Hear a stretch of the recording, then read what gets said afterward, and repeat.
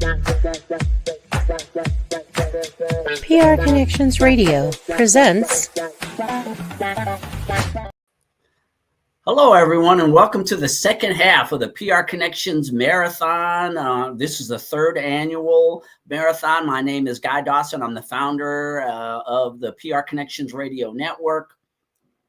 I hope you enjoyed the podcast that we had in our previous marathon, and we've got some real treats in the second half, other shows that we air on our network. The first show that I want to share for all of you is from Ian Rachiele. And Ian is someone who's been a part of the network for quite some time. Excuse me, something went down the wrong pipe there really quickly. But Ian Rachiele is a young man who is an avid sports fan, and he has been bringing so much to the network over these last couple of years between the show that I'm going to air for you today, which is Vegas Hockey Hub, and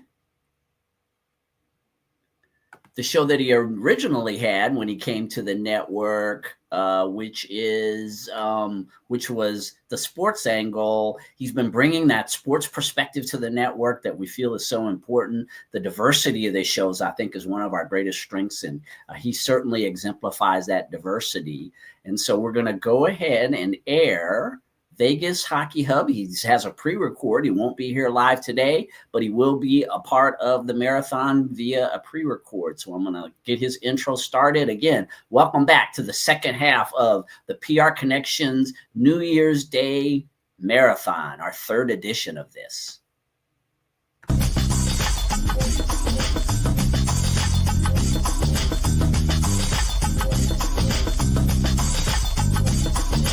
PR Connections Radio presents. ConnectionsRadio.com, voice of new media. I'm your host, Ian Rachiele. And on this edition, we're going to be discussing the head coach of the Vegas Golden Knights, Bruce Cassidy. And more importantly, on this episode, we are going to be kind of breaking down and analyzing what has made the Bruce Cassidy tenure so successful. What is the reason why the Vegas Golden Knights organization has done so well with Bruce Cassidy? Because, you know, when you're looking at what he has done since he has been acquired, ever since he was brought over to the Vegas Golden Knights organization, you know, you could try to, you could try to pinpoint one exact reason why Bruce Cassidy has been a great coach for the Vegas Golden Knights. But when it comes to success, when it comes to what Bruce Cassidy has done, we're going to be discussing not just one reason, but really a couple of reasons why Bruce Cassidy has been one of the best coaches, not just in Golden Knights history, not just one of the best coaches in the Western Conference. No, the reason why Bruce Cassidy is one of the best coaches in the NHL today. So that's going to be a really fun episode. We're going to be breaking down all of this, you know, the 24-25 season, you know, all that stuff. You know, we got so many games that are going to be going down. So before all of that, I just wanted to very quickly come on here and do this video, kind of talk about, you know, Bruce Cassidy's success with the Vegas Golden Knights. Now, here is a little recap on Bruce Cassidy before we kind of dig deep into it. What Bruce Cassidy did when he got to Vegas, because he was with the Boston Celtics. He was there for a couple of years. He was a solid coach. He was with the Boston Bruins when they lost to the St. Louis Blues in the Stanley Cup Finals. He was the coach when that happened. Bruce Cassidy, he gets brought over, he gets signed, he gets a nice extension, he comes down to Vegas from the Boston Bruins, and year one of him being the Vegas Golden Knights head coach, they become a Stanley Cup champion. They win it all when it comes to the Vegas Golden Knights and Bruce Cassidy. Now, what happens alongside that? Year two, Bruce Cassidy with the Vegas Golden Knights helps them get into the playoffs. He's 2 for 2 in that aspect. And more importantly, Yes, Bruce Cassidy helps the Golden Knights. They lose in the first round to the Dallas Stars. Anyone who's a Vegas Golden Knights fan or anyone who's a hockey fan, you already know about that. But in the 2 full seasons that Bruce Cassidy has been a member of the Vegas Golden Knights, his winning percentage is among the best. I mean, when you look at Gerard Gallant, look at Pete DeBoer, and Bruce Cassidy, they've all had successful tenures in Vegas.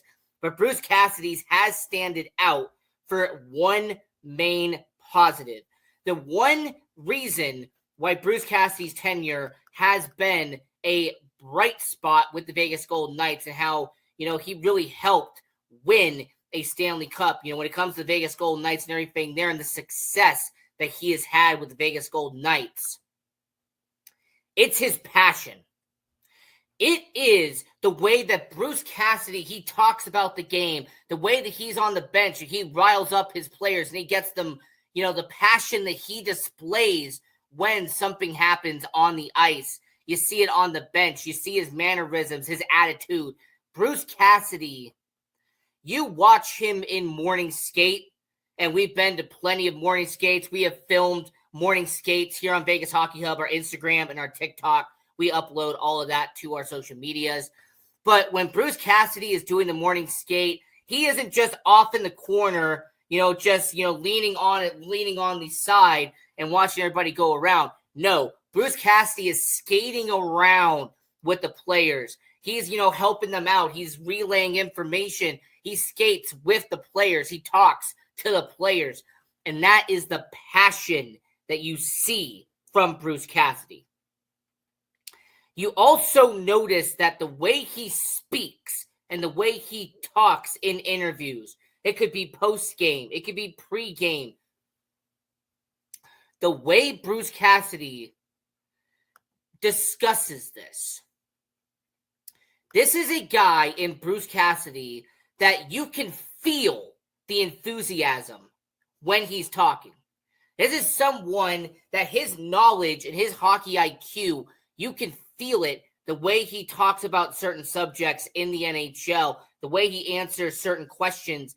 That is a passion that he has. And when you have a passionate coach, when you have someone who really wants this, all right, when you have someone who not just lives in hockey, but he breathes hockey, he eats hockey, this is someone at Bruce Cassidy that you can see it. He demonstrates it in practice during the game. This is someone who leads an organization. That's what I can respect about Bruce Cassidy, the passion that he has.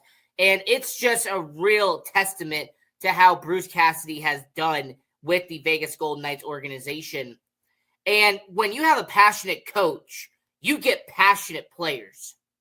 And when you get passionate players that are willing to, go through a entire brick wall if they have to, that is an organization that is dangerous all 82 games. So, really the first reason on Bruce Cassidy's success with the Golden Knights, it's his passion that he displays in the game of hockey. And it's one of the main reasons why, ever since he got brought over, it has been a really good transformation with the Vegas Golden Knights. Now, Pete DeBoer and Bruce Cassidy, complete opposite. See, Pete DeBoer, he might show some emotion on the bench, but for the most part, he just has that stone cold look. There's that, like when he does post-game interviews, he's always had that same, oh, we're going to be doing this, we're going to be doing that. No, when Bruce Cassidy talks, you can kind of feel, him, you can feel his emotion. You can see what he displays on there. So, yeah, Bruce Cassidy, that's really the first thing that's so noticeable about him is that he has a not just for love for the game, but he is someone who displays it and he shows it well when it comes to Bruce Cassidy. Now, the second reason why he has been so successful with your Vegas Golden Knights, and this should be stating the obvious, right? Okay, this should be a no-brainer when it comes to hockey. He wants to win. Bruce Cassidy wants to win here in Vegas. Bruce Cassidy wanted to win a Stanley Cup. He wanted to hoist Lord Stanley. That was what Bruce Cassidy's goal, that was what his ambition was. And Bruce Cassidy showed that in Boston. It wasn't to the extent that we're seeing in Vegas. Granted, it's more of an up-close situation. We're seeing it more often here in Vegas than we probably ever saw in Boston. But with Bruce Cassidy, the day that he took over, he had that itch to win a championship. And what I respect about Bruce Cassidy and what we have seen in the season after and even after winning a championship, he still wants to win. Bruce Cassidy has that attitude of, let's go win another championship. Let's go get another speck on that ring for the Lord Stanley, all right? We want to create another side that has Vegas Golden Knights on it. It has a list of all the players and coaches and executives. We want another one. And you can respect that. You can respect a coach who wants to win every single night. You can respect a coach that is so determined to be a winning franchise that pretty much all he does is assemble a team that wants to go out and win. And I'm not going to sit here and bash certain coaches. I'm not going to call out certain coaches by name, but there's some guys in the NHL that due to either longevity or due to inexperience, they don't have that fierce hunger to win. All right, they want, sure, they might win some games. All right, their win-loss record, they might have some of it, but you don't see that mentality when they're coaching a game. Now, let me give you an example of somebody who does want to win, okay? Let me give you an example of a coach who always wants to win. He is someone who is so passionate that he wanted to go out and he wanted to win every single night, and that is John Tortorella. Regardless of how you feel about his attitude, regardless of what you think about his post-game comments and all the stuff he does in the media, no one can deny that Tort wants to win. He is passionate about winning. He wants to have that culture in the hockey world. He's that type of guy. There's also somebody that, when it came to Joel Quenneville, he wanted to win. Regardless if it was in Chicago or if it was in Florida, he wanted to win. And even one of the greatest coaches of all time, when it came to Bowman, he is one of the most legendary coaches of all time because he wanted to win. He had that prestige. He had that pedigree, but he had that winning attitude. He wanted to go out and win championships, and that's what he was. I could sit there and I could rattle off probably a dozen coaches that have that same winning attitude. But when it comes to Bruce Cassidy, you see it game in and game out. That the second reason why he's been so successful for your Vegas Golden Knights is that he wants to win. He wants to continue winning championships in Vegas. It isn't just a one and done. He wants to keep on going. And when you have a coach who wants to win, when you have a coach who is committed to winning championships, the roster, you're not going to see a lot of the roster remaining the same. You're not going to see up and down, up and down. No, you're going to see a steady line for a coach who wants to win. So, overall, when it comes to Bruce Cassidy, the two main reasons why he's been so successful with Vegas has been his passion for the game of hockey and that he wants to win and he wants to continue winning championships here with the Vegas Golden Knights. But I said there's more reasons, right? There's more reasons why Bruce Cassidy has been a success here in Vegas. And the third reason why Bruce Cassidy has been such a success is that he trusts his captain. And this is going to be a controversial take. There's going to be some people who are going to kind of look at this in a negative light, but I want you to hear me out real quick. Mark Stone is the rightful captain of the Vegas Golden Knights. Mark Stone is the right pick and was deserving to be the captain of the Vegas Golden Knights. regardless of how some people felt when he got brought in, regardless of how some people felt when it came to Mark Stone being acquired from Ottawa, coming to the Vegas Golden Knights, he was meant to be a captain, and he has earned that C on his sweater. And the thing that I like about Bruce Cassidy is that he lets Mark Stone be the captain. And what do I mean by that? What do I mean by he lets Mark Stone be the captain? Essentially, when it comes to the captain responsibilities, Mark Stone goes out there and he fulfills it every single time he's on the ice. When Bruce Cassidy is on the bench and he's relaying and he's directing information, Mark Stone is a leader. Mark Stone is the one on the bench, and you see him talking to the other guys. He's doing that. When he's on the ice, he's skating around. He is setting up plays. He's directing while he's on the ice. And that's what a captain does. That's what a leader does. And for a coach to have complete trust in his captain tells you how successful Bruce Cassidy has been. Because there's been, historically, there's been times where a coach and a captain will have some disagreements, where a coach and a captain will not see eye to eye. They won't get along, and it kind of creates a divide, a rift in the locker room.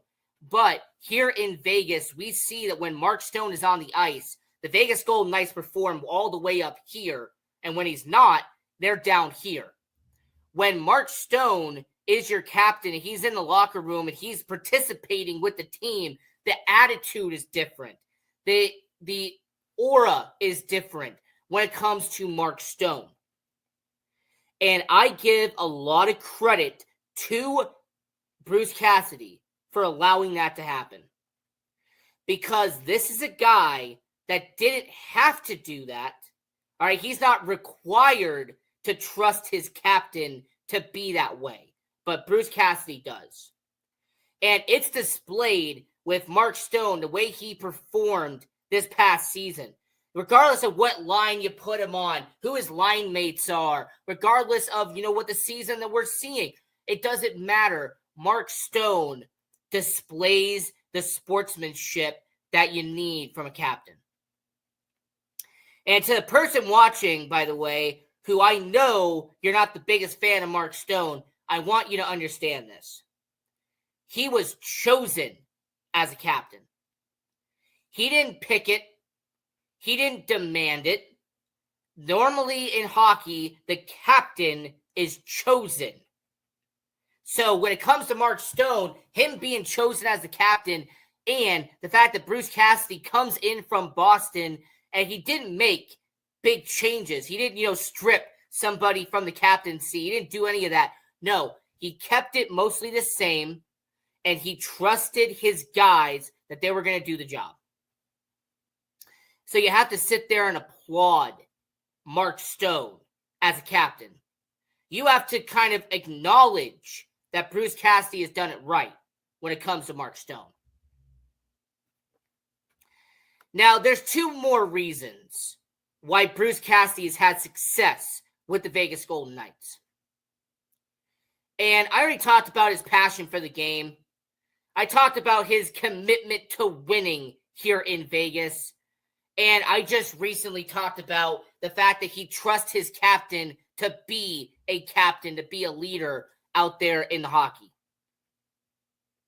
But the fourth reason why Bruce Cassidy has had success in Vegas, his veterans are trusted. The veteran leadership is trusted here in Vegas. If you are a veteran and you're someone who has been in the league for 10, 15 years, you're someone who's earned your stripes and you've played your 700, 800, 900, 1,000 games in the NHL, you are someone that Bruce Cassidy kind of looks at and depends on every single night. We have seen with the defensive pairings, he does that with veterans. We see with the forwards, he does it with his veterans. I mean, case in point, what Bruce Cassidy did when he first got to Vegas, they brought in a former Boston Bruin, a guy who was a star in his prime in Phil Kessel.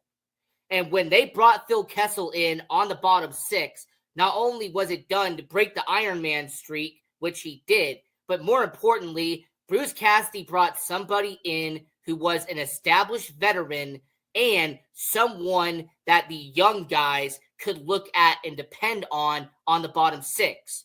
Let's not forget that bottom six, you had Brett Howden, you had Keane Colazar, you had Nicholas Waugh, you had players who were on the younger side when Phil Kessel was there. Michael Amadio had been around the league for a while. He had been a veteran. He played X amount of games out there in LA and Ottawa and Toronto. And then he gets that bottom six role. He turns it into a middle six role here in Vegas. And even when he's playing alongside a guy like a Pavel Dorofeyev or a Paul Cotter or a Brett Howden, it didn't matter who the young guy was. Michael Amadio and Chandler Stevenson were two veterans that were kind of trusted to model their middle six and help out the young guys that were on the wings. And a lot of that I look at as the leadership quality of Bruce Cassidy. Bruce Cassidy, as a head coach, is very much responsible for how he has led this team and has he pointed them in the right direction. So overall, when we're talking about the success of the Golden Knights, Bruce Cassidy's veteran trusting is so valuable. I mean, on a defense, let's not forget that Braden McNabb was there when Shea Theodore was just starting out. When Derek England was towards the back end of his run. Yeah, that was Pete DeBoer and everything like that. But you also had Derek England in the front office. He's an executive. He's the one who's still around the organization.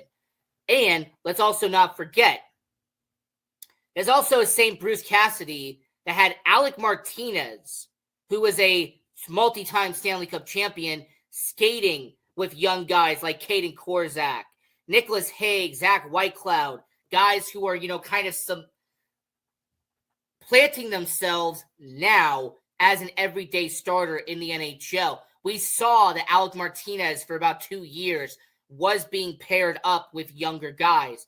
Noah Hannafin's in his prime right now. We're seeing him with Alex Pietrangelo, the veteran defenseman, and the guy in his prime. We're seeing Braden McNabb and Shea Theodore the last 2 seasons. Braden McNabb, the excellent shot blocker and someone who has been an excellent veteran presence on the Golden Knights organization. And then you have a prime defenseman like Shea Theodore, who has been his pairing mate for essentially the last couple of years. Ben Hutton has been a good veteran defenseman who was, in Anaheim. He was in Vancouver. Like, this was a situation where when it comes to veteran leadership, Bruce Cassidy has found a way to go to veterans and kind of trust them to help out guys who are younger and people who don't have as much experience as those veterans do. And in my opinion, that is an excellent reason as to why Bruce Cassidy has had success with the Vegas Golden Knights. He has been as successful with the Golden Knights, not just because of the passion he has for the game of hockey, which he displays all the time, not just because of his wanting to win and his willingness to do whatever it takes to win another championship in Vegas. He's not just a one and done. And it's not just him trusting his captain to be a leader off the ice and on the ice. More importantly, Bruce Cassidy has taken the responsibility of taking veterans, guys who have been someplace else, bringing them into the fold and letting them contribute in their own way here in Vegas. So as we are talking on this episode of PR Connections Radio on Vegas Hockey Hub, Bruce Cassidy's success with the Vegas Golden Knights. And this brings up my fifth and most important reason. And this is a reason that he got bashed for in Boston. This fifth reason was a hesitant when he was the Boston Bruins head coach. Because there was people who didn't know if Bruce Cassidy knew how to handle young players correctly. there was so many first-round picks and young prospects that came into the Boston Bruins system, and it felt like they were just kind of tossed aside, or he was forced to be on the bottom six when they knew they could be a middle six forward. Or, you had a second defensive pairing who knew that he had the talent to be a first defensive pairing out there in Boston. But to give Bruce Cassidy credit, to give Bruce some very well acclaimed situations, Bruce Cassidy has handled young players exceptionally well here in Vegas. Now, if you want to be a party pooper, you want to be a downer, yeah, you could talk about the first round pick situation, but that's outside of Bruce Cassidy. I'm not going to sit here and say that's Bruce Cassidy's fault that the last 5 first round picks have ended up going somewhere else with the Golden Knights organization. I'm not blaming Bruce Cassidy for that. All right, I'm not going to sit here and say that the not development of a bottom 6 forward who was the 2020 first round pick, someone who they're praying and hoping can one day develop, I don't blame Bruce Cassidy for that. There's something internally that is happening there. That's not Bruce Cassidy's fault. The fact that guys like Zach Dean and Peyton Krebs and those type of players, they didn't develop here in Vegas. Well, here's the thing. They weren't going to develop because they weren't really in the system yet. Zach Dean was, really in the juniors at that point. Peyton Krebs was in the minors and was really being established in juniors, but he was in the minors. Barely got a shot in the majors. So when I say handling of young players, who am I referring to? Well, the main person that you can go to as him benefiting these young guys. Well, you can look at Nicholas Hague. Nicholas Hague went from being a guy who was drafted in the second round, 2017, the inaugural draft class with the Vegas Golden Knights. And before Bruce Cassidy got here, it seemed like Nicholas Hague was kind of just floating, right?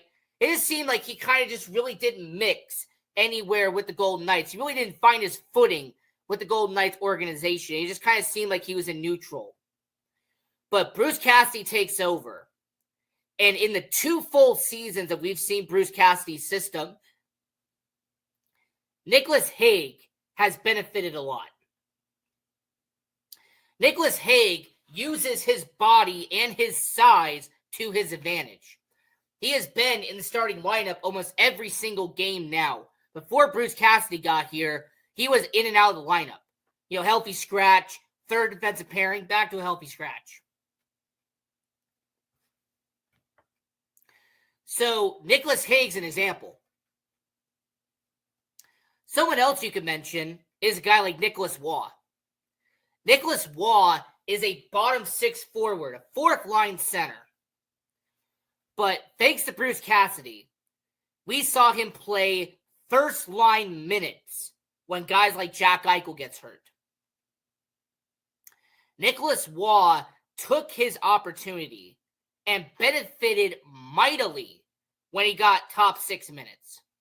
And he actually had an incredible stat year this past year. It looks like he's going to do it again. How about a guy like Keegan Kolesar?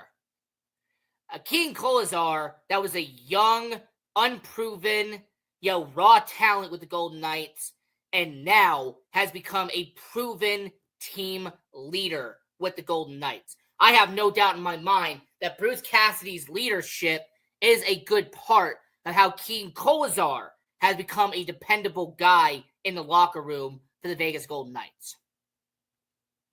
And trust me, I keep on going. Caden Korczak has developed with the Golden Knights. We're seeing what he's doing as a young player. But the biggest example is Pavel Dorofeyev. Pavel Dorofeyev has been, as of this recording, the best young player the Golden Knights have had. Pavel Dorofeyev was homegrown with the Golden Knights. He was drafted. He was developed. He was scouted. And he eventually grew into a system. And now I will say he's the he's the best prospect the Golden Knights kept in their system. So when it comes to handling young players, I think Bruce Cassidy's done well. When it comes to trusting veterans, Bruce Cassidy has done well. Letting Mark Stone be the captain and a leader, he's doing that. Bruce Cassidy's desire to win more championships, you feel it. And his passion and his energy, you can feel it. So, when we're talking about Bruce Cassidy's success with the Golden Knights, I just gave you the 5 ways Bruce Cassidy's been successful with the Golden Knights. And this is Vegas Hockey Hub. I'm your host, Ian Rachiele. This is PR Connections Radio. Go to the website, www.prconnectionsradio.com, the voice of new media. Over a dozen shows on the platform, so I highly recommend checking out all of them on the website. Follow us on social media. We're on all major platforms at Vegas Hockey Hub. And if you want to follow your host, I am down below at IANJRACHIELE, Ian J. Rachiele. I'm on all major platforms as well. And until next time, go Knights, go. PR Connections Radio thanks you for watching this podcast. Check out more episodes of this show and our others at prconnectionsradio.com.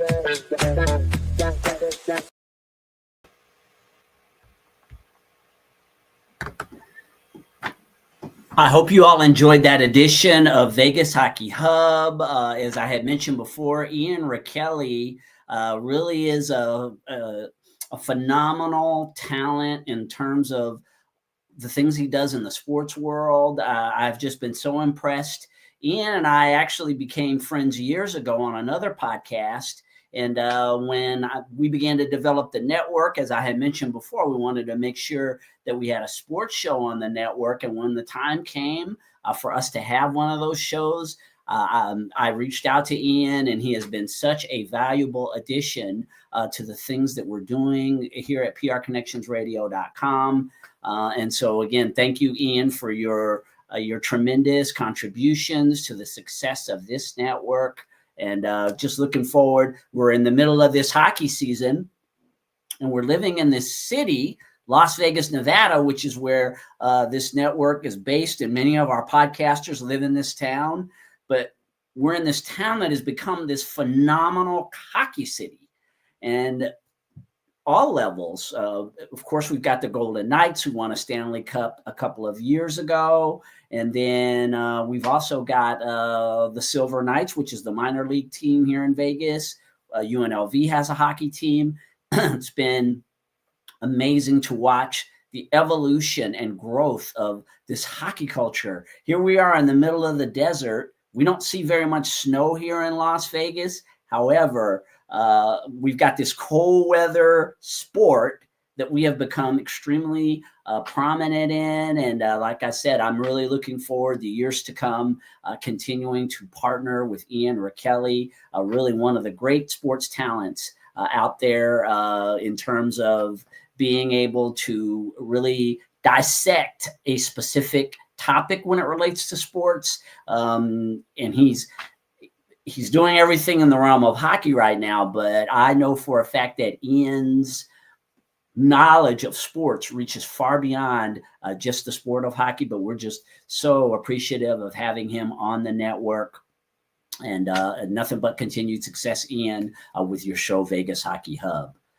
While I was off air, I was thinking about, as I had mentioned earlier, that we've got this audio streaming aspect of our network that we really want to promote amongst all of our viewers because it does give you an alternative way to listen to shows on our network. And as I was going through the list of different platforms that are airing our audios now, it really stood out to me. We are actually on 17 different audio platforms. So I'll go through all our video and audio platforms for a few minutes here. I know we've got another show that's going to be coming on the air very soon, but let me share some of these audio platforms that are now airing shows from prconnectionsradio.com. Spotify, Apple Podcasts, Amazon Music, Audible, Pocket Casts, Podcast Addict, Deezer, Player FM, the Podcast Index, Podchaser, Listen Notes, Overcast, Castro, Castbox, Good Pods, TuneIn, Pandora, as well as iHeartRadio. So we have the capabilities of being a part of iHeartRadio. I'm sure many of you are very familiar with that well-known platform. And so that's something that we're working toward, is making sure that we have a presence on that platform as well. And so why is this so significant?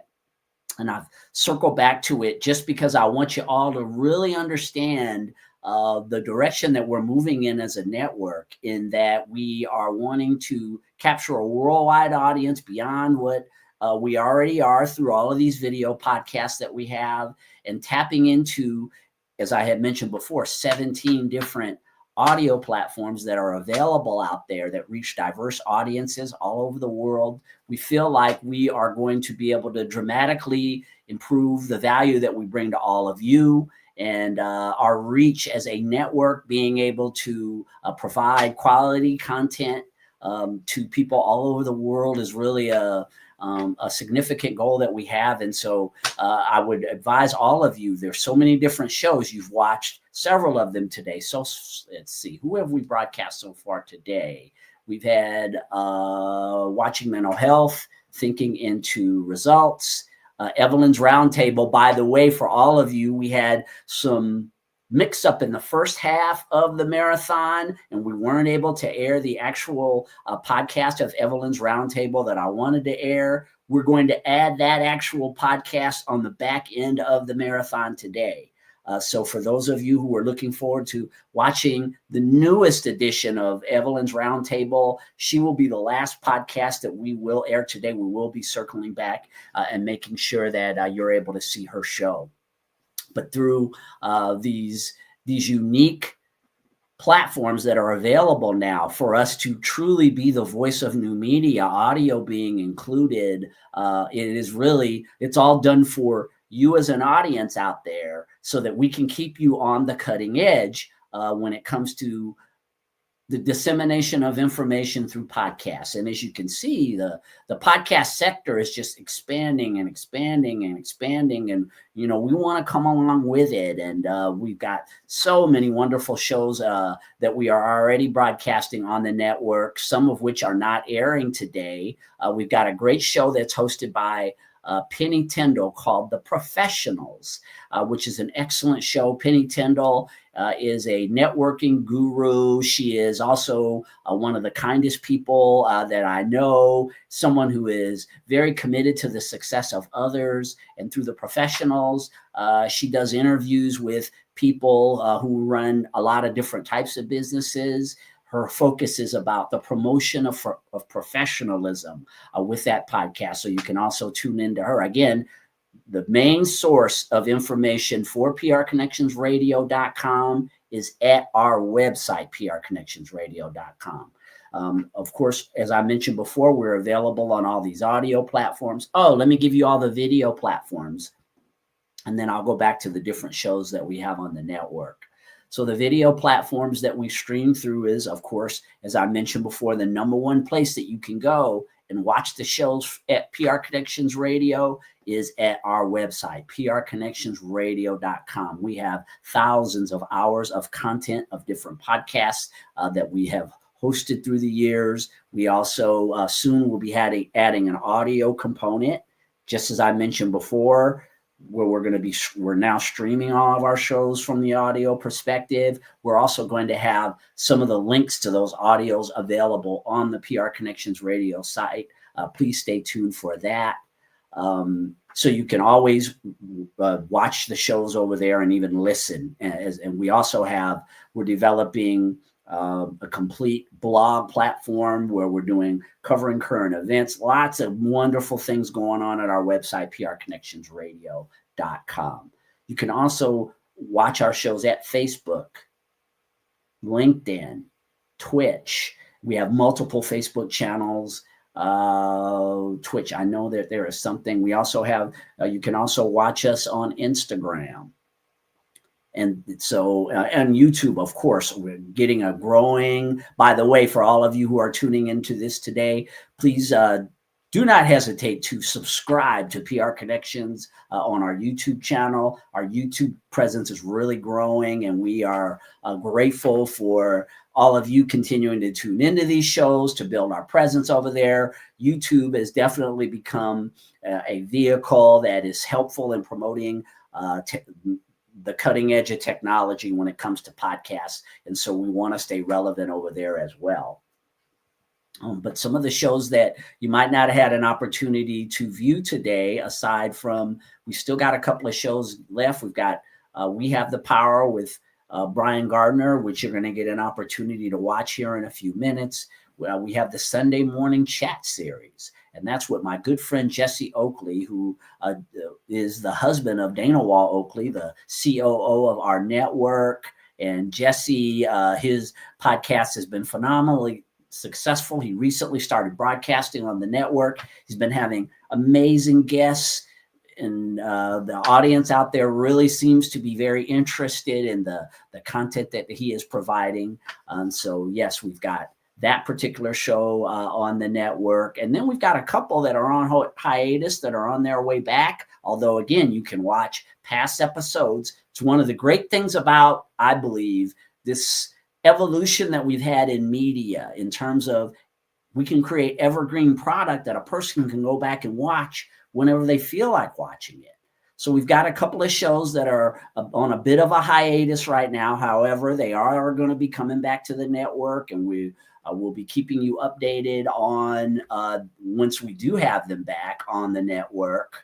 And one of the shows is called The Love of Business. The Love of Business is one of the original shows that was here at prconnectionsradio.com. And The Love of Business is a platform that is completely focused on the success of through entrepreneurship in all its forms. And we have people who are leaders in business who come on and talk about the things that have made them successful. A little bit different from the professionals, in that the focus of the professionals tends to be more on the media side, where with The Love of Business, the real emphasis is on just being more successful in the business realm, being a better entrepreneur. And so, again, you can go to prconnectionsradio.com to watch past podcasts of The Love of Business. We also have Crypto and Cash. And of course, the crypto sector has been absolutely exploding over the last couple of years. I'm sure you're all very aware of it. And people just want to know more and more about what cryptocurrency is all about. Again, go to prconnectionsradio.com and you can watch past podcasts of the Crypto and Cash show. We will be having updated shows that will be coming to the network very soon. But in that particular sector, most of the focus of those shows are specifically about crypto. However, the hosts also talk about things related to real estate and the stock market, other aspects of helping you to build personal wealth. And with crypto, of course, being really on the cutting edge of the new economy, I think that we're going to be experiencing over the next couple of decades. Crypto appears to be the leader in that sector. So if you want to learn more about the basics, what crypto is all about, we've got excellent podcasts that you can watch at prconnectionsradio.com, the Crypto and Cash podcast.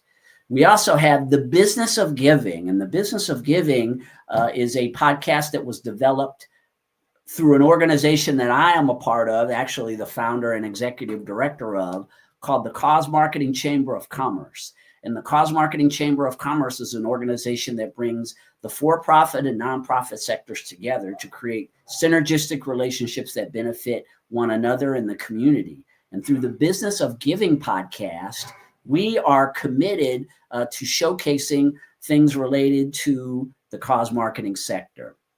And so we have people who come onto that podcast who are business owners who believe in leveraging relationships with nonprofit organizations to be more profitable.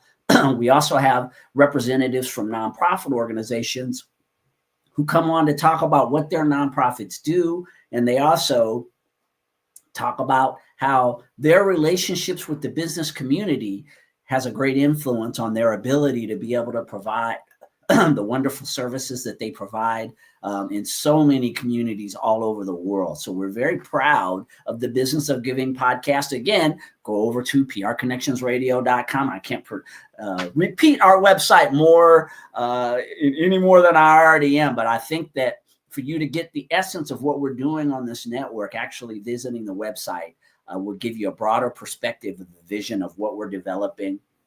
I know many of you are probably watching this podcast on a social media site. We love the partnerships that we have with the various streaming services that are out there and the social media sites. However, the essence of what PR Connections Radio is all about can all be housed at our website, prconnectionsradio.com.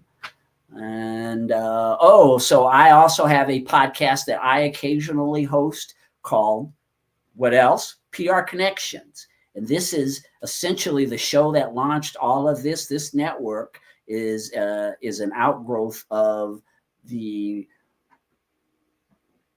development of this platform since 2011, as I was talking about in the first half of the marathon. And on PR Connections, I interview a variety of people in different fields. I interview, of course, people in the business sector, but I also have interviewed many celebrities, athletes, people in the technology sector, many authors and others, people that just have stories that they want to tell. I'm really a journalistically driven person, and so having the opportunity to hear all of these unique stories it's absolutely fascinating. And so tune into PR Connections to watch archives of our show. You just go over to the website and you can watch some of the interviews that I've done throughout the years.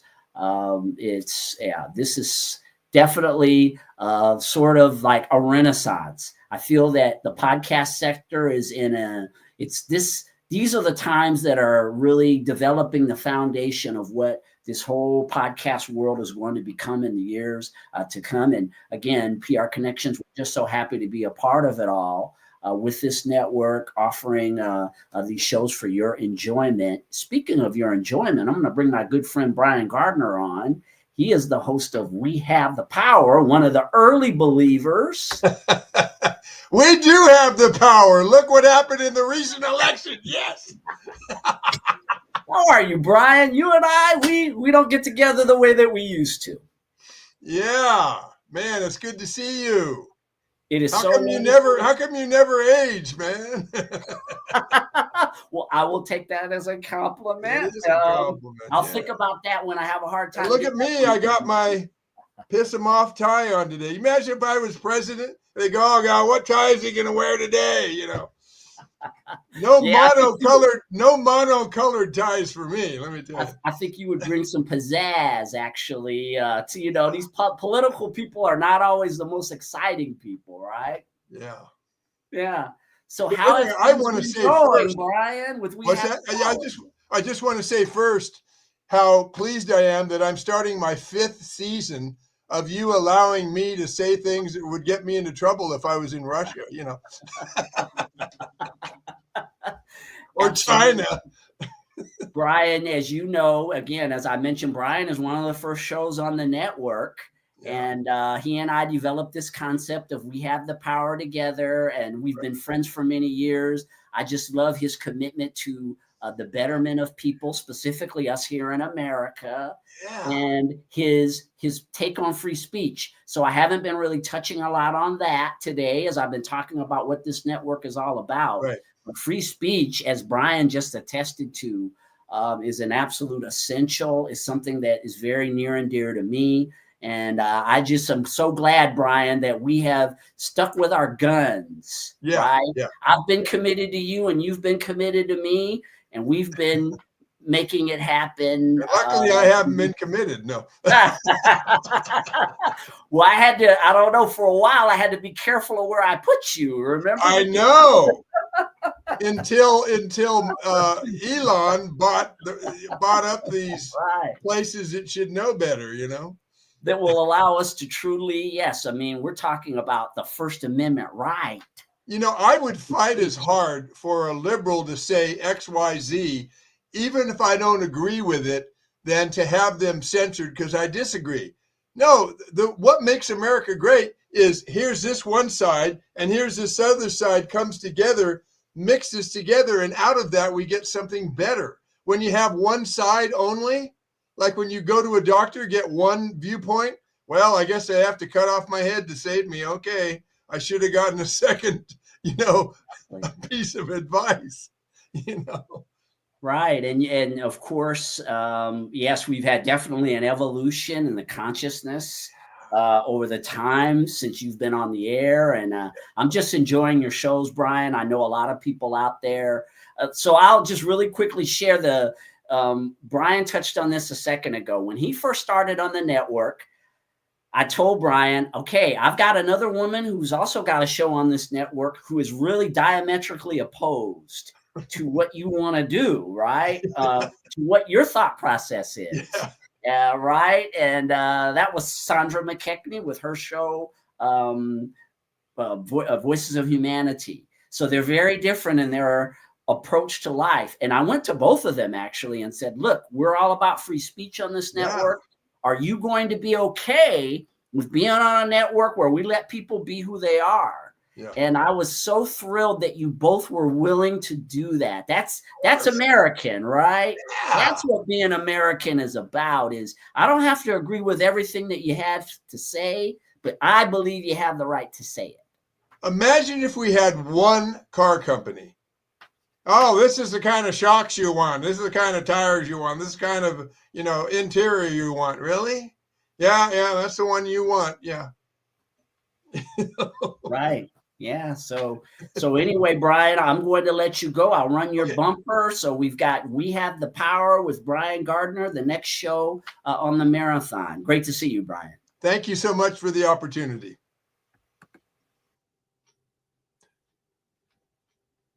If you have the proper tool, usually things just go better. And one of the best tools in keeping our young people away from drugs and alcohol abuse are the booklets from the Drug-Free World Truth About Drugs organization. Now, they have a series of booklets. Certainly, this is a drug that is out there, marijuana, and also they have it in Spanish. These booklets are free. You just go to drugfreeworld.org and you can obtain these booklets and share them with your family members, your friends. And this is a way to make sure they have the proper information, because these booklets do not say, don't take these drugs. They say this will happen to you if you do.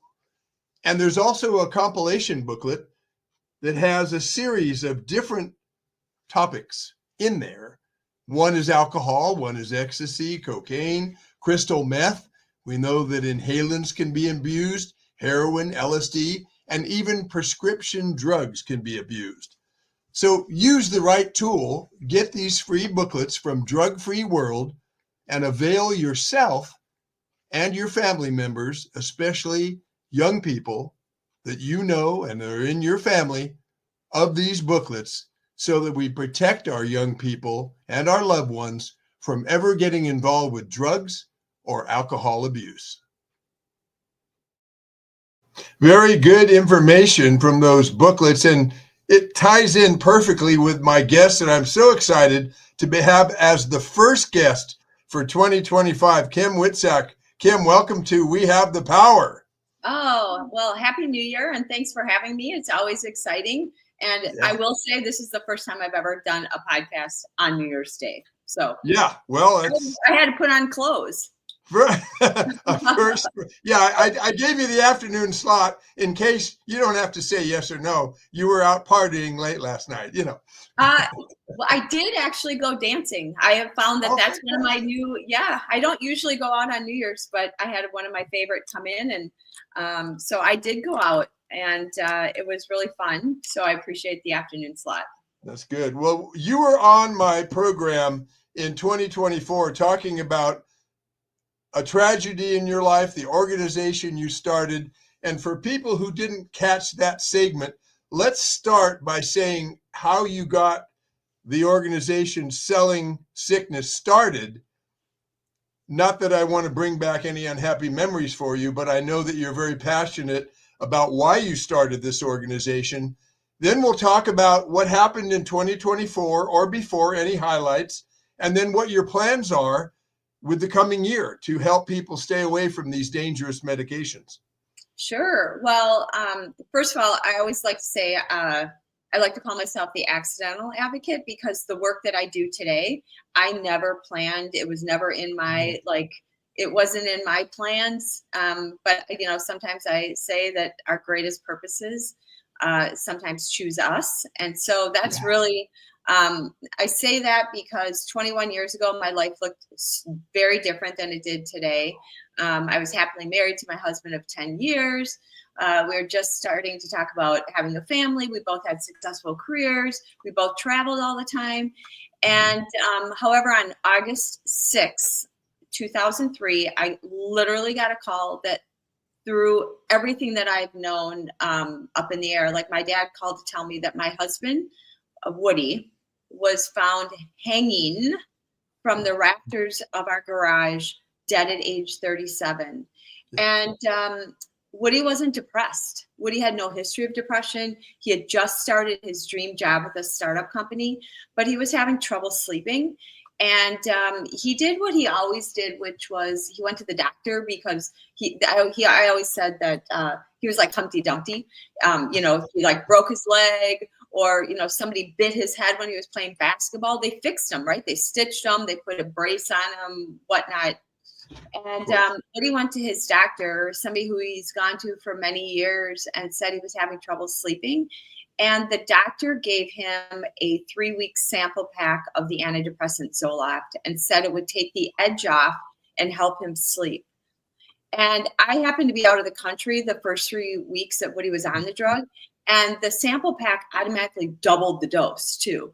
But I'll never forget when I came home, and Woody was a good soldier. I call him a good soldier too, because his dad was in the military. You know, he believed in authorities, you know, like if your doctor tells you to do something, you know, your teacher, like he was just one of those guys.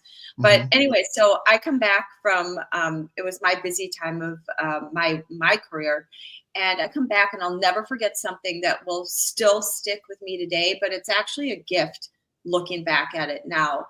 I was waiting for Wood to come home from work, and he walks through our back door completely drenched in his blue dress shirt and through his t-shirt. He's bawling. He drops his bag on the floor, and he falls into a fetal position. And he was like, "Kim, you got to help me. I don't know what's happening to me. You got to help me. My head's outside my body." And he's rocking back and forth. And I remember like looking at him going, like I've never seen this. I mean, it was scary. And he eventually calmed him down. We prayed, we did yoga breathing, and he eventually called his doctor. And the doctor said, "You got to give it 4 to 6 weeks to kick in." So every night the next week of Woody's life, he came home and he'd be like, "What do you think about acupuncture? I'm going to beat this feeling. What do you think about hypnosis?" He was looking for anything to beat this feeling out of his head, right?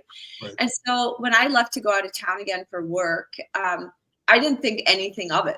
Like, you know, there was nothing that would be thinking this would be the last time I would see my husband alive. And so as you can imagine, my dad never expected to go when I called him and said, "I haven't heard from Woody, go check on him." He was never expecting to see Woody like that. And he was never expecting to make that phone call to me. But that night when he called, the coroner got on the phone and asked if he was taking any medication. And the only medication Woody was taking was Zoloft. And she proceeded to tell us she needed to take the bottle with her. It might have something to do with his death. And so literally at that time, I never questioned the drug because, it was FDA approved, given to his doctor, and it was safe. And, it's advertised as safe and effective. And so I never thought twice about it. But literally that night that Woody was found, the coroner gave us one clue. The front page of our newspaper had an article that said the UK finds link between antidepressants and suicide in teens. Yep. And so that happened that same night. And so that really was the impetus, because as we started Googling and finding out all this information, and that the FDA had hearings in 1991 when it was just Prozac and the emergence of violence and suicide. And so the FDA did nothing. All of the advisory board members who took money from companies making antidepressants said, nope, we don't see any link. And let me interject, Kim, that I think the FDA currently is the worst kind of fox you would ever want guarding the hen house. Absolutely. Okay. Yeah. They're like this. Oh, yeah, go ahead. Yeah, that's fine. Yeah, go ahead. Yeah, go ahead. Well, okay. I think that is exactly it. When you start looking at it, I think the whole system is around blind faith and trust, right? So patients blindly trust their doctor that the doctor is going to give them something that's going to help them, not hurt them, right? And then our doctors blindly trust that the FDA has done their job.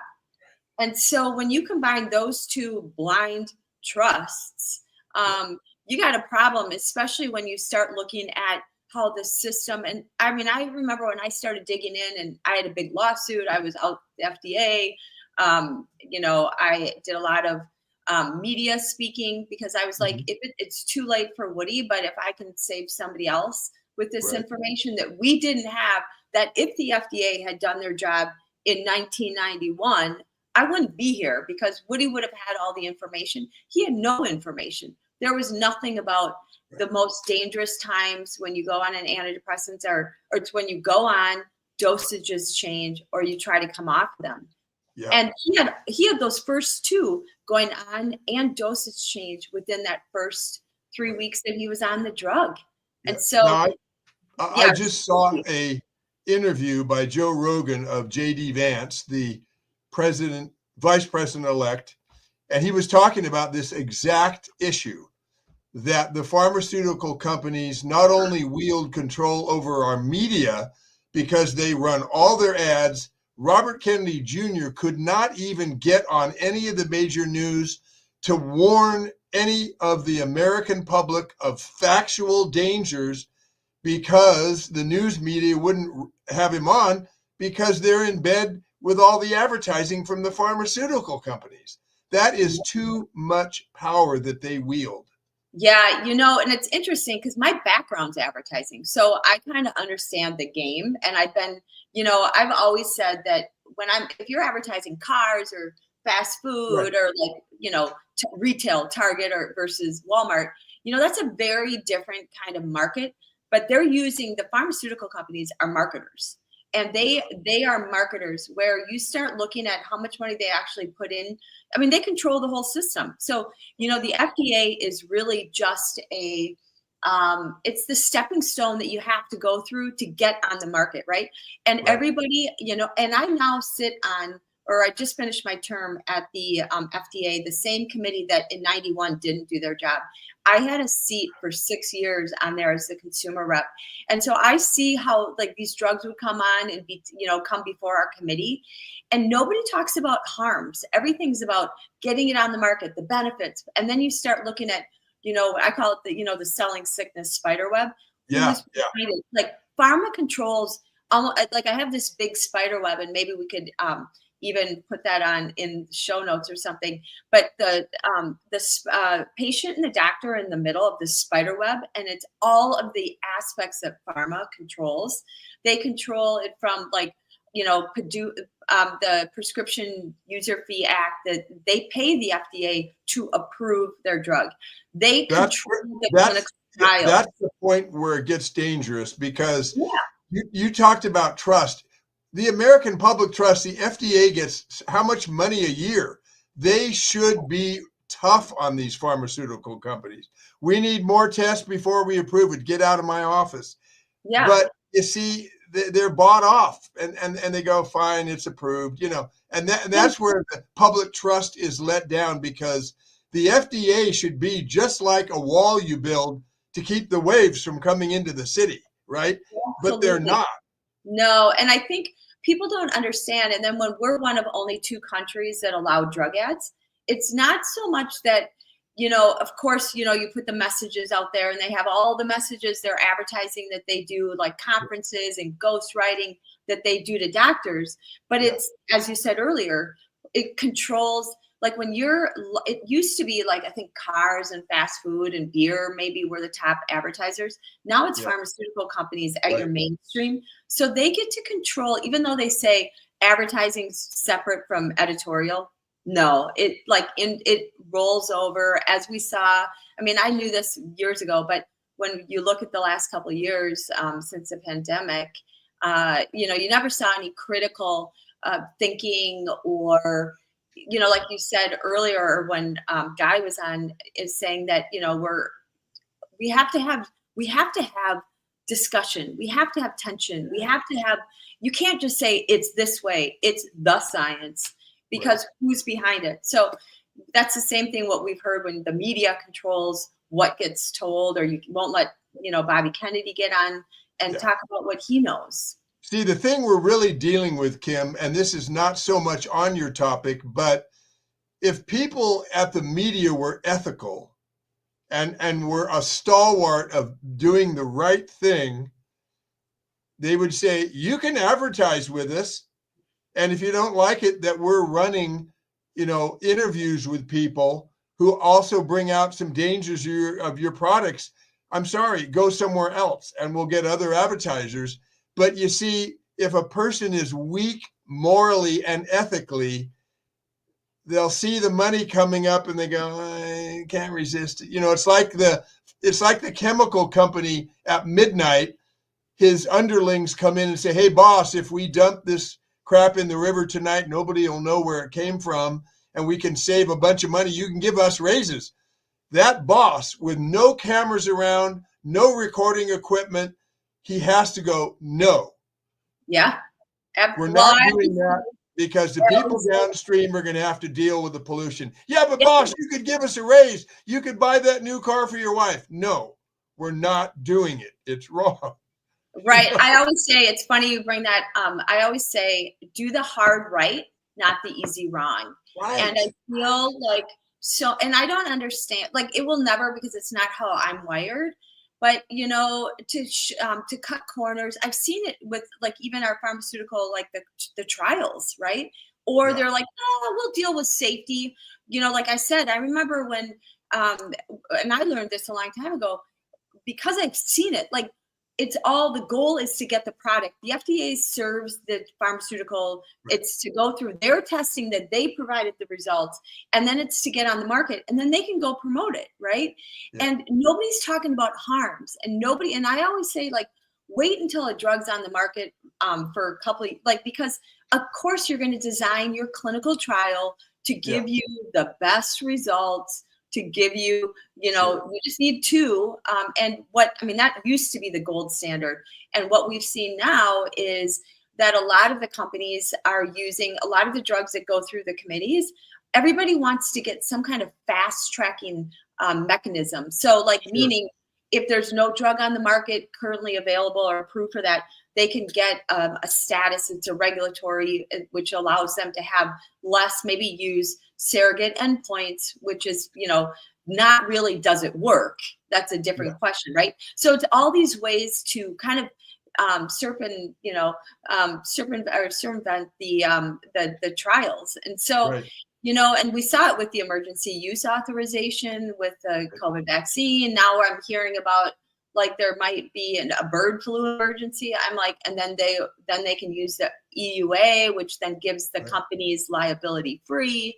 And so let's stop right there for a second. I think we're the only country that has been stupid enough to enact a law or let a law be enacted that the pharmaceutical companies can't be sued for harm to the people that use their products. Yeah, that was like one of the first, because I had a big, I never had, I used to always think lawsuits were kind of like frivolous, like when you heard about that woman who put I think it was McDonald's coffee leg. But what I learned is that that lawsuit was actually pivotal in changing the temperature of coffee being sold, because it burnt her, right? It was way over heated from, what was acceptable. Right. So it had to change. But I learned through my lawsuit against Pfizer, where we got to go in and the lawyers were able to do discovery. And that's when they can get into the company's files and see what the companies have known, what the FDA knew. And when you can't do that, and we saw what Pfizer did with the Zoloft that, through my litigation, my eyes were opened of the power of litigation. So fast forward, when 2020 hit, I don't have kids, so I never really paid much attention to vaccines. But when the COVID vaccine came out, and I say that loosely, when you gave Pfizer, you gave these, I'm like, wait, you're giving one of the most evil companies that has paid more fines in illegal marketing, fraudulent marketing. You're giving them complete immunity for future harms. Like, how do I know that I don't trust, like, I know what you've done on, Zoloft and what you've done on a bunch of the other products. Like, I'm not going to trust you on that one. Right. So, but then I learned, then I, started digging more into vaccines. I'm like, wait, who gave all of these companies liability free for the vaccines? Like, I don't even, like, that's a whole other thing. So I'm really excited about what's coming up, with this next administration. If Robert Kennedy gets, Bobby gets appointed, he's going to go in. It's not saying I love how the media is all like, he's going to take the drugs off the market or the vaccines. No, he's just saying, show us the information. He is going to be great, because he is not going to back off. And he better be well protected, because with billions of dollars at stake, these people, if they're despicable enough to make billions of dollars on the misery and harm of people, it's sad that we live in a world where, they tried to kill Trump the day before the Republican convention. And I'm not saying a political statement. I'm saying they think it's not even the Democrats. It's these, I call them the perverted elite, who are trying to run things from the smoky back rooms.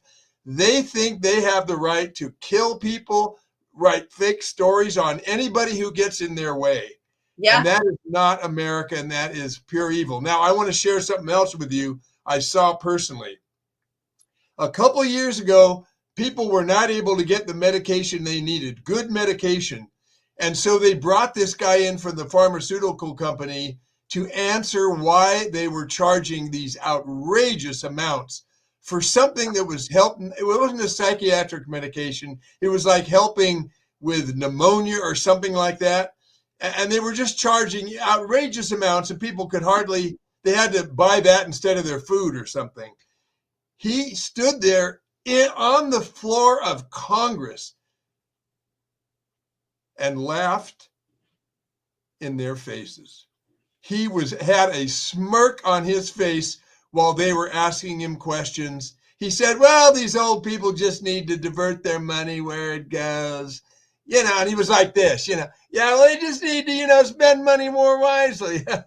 I wish I could have slapped his damn face. Oh, yeah, that's terrible. No empathy for human beings at all. And if he's the tip of the iceberg, then the whole iceberg is as cold as an iceberg toward human beings and their products and how they affect human beings. Yeah, it's funny. I have come to, obviously I'm not anti-medicine, but I am pro-information, pro-transparency, pro-accountability, doing the right thing. Like, I also tell people, whatever, I try, when people ask me, what advice would you give? I'm like, well, first of all, I always say, try to stay away from the doctors, to stay away from some of the or do your research, or go see if there's lawsuits, or, I'm looking at, and remember, there's really never, there's nothing such as a no free or free lunch, right? Or a quick fix. Anything with like a quick fix.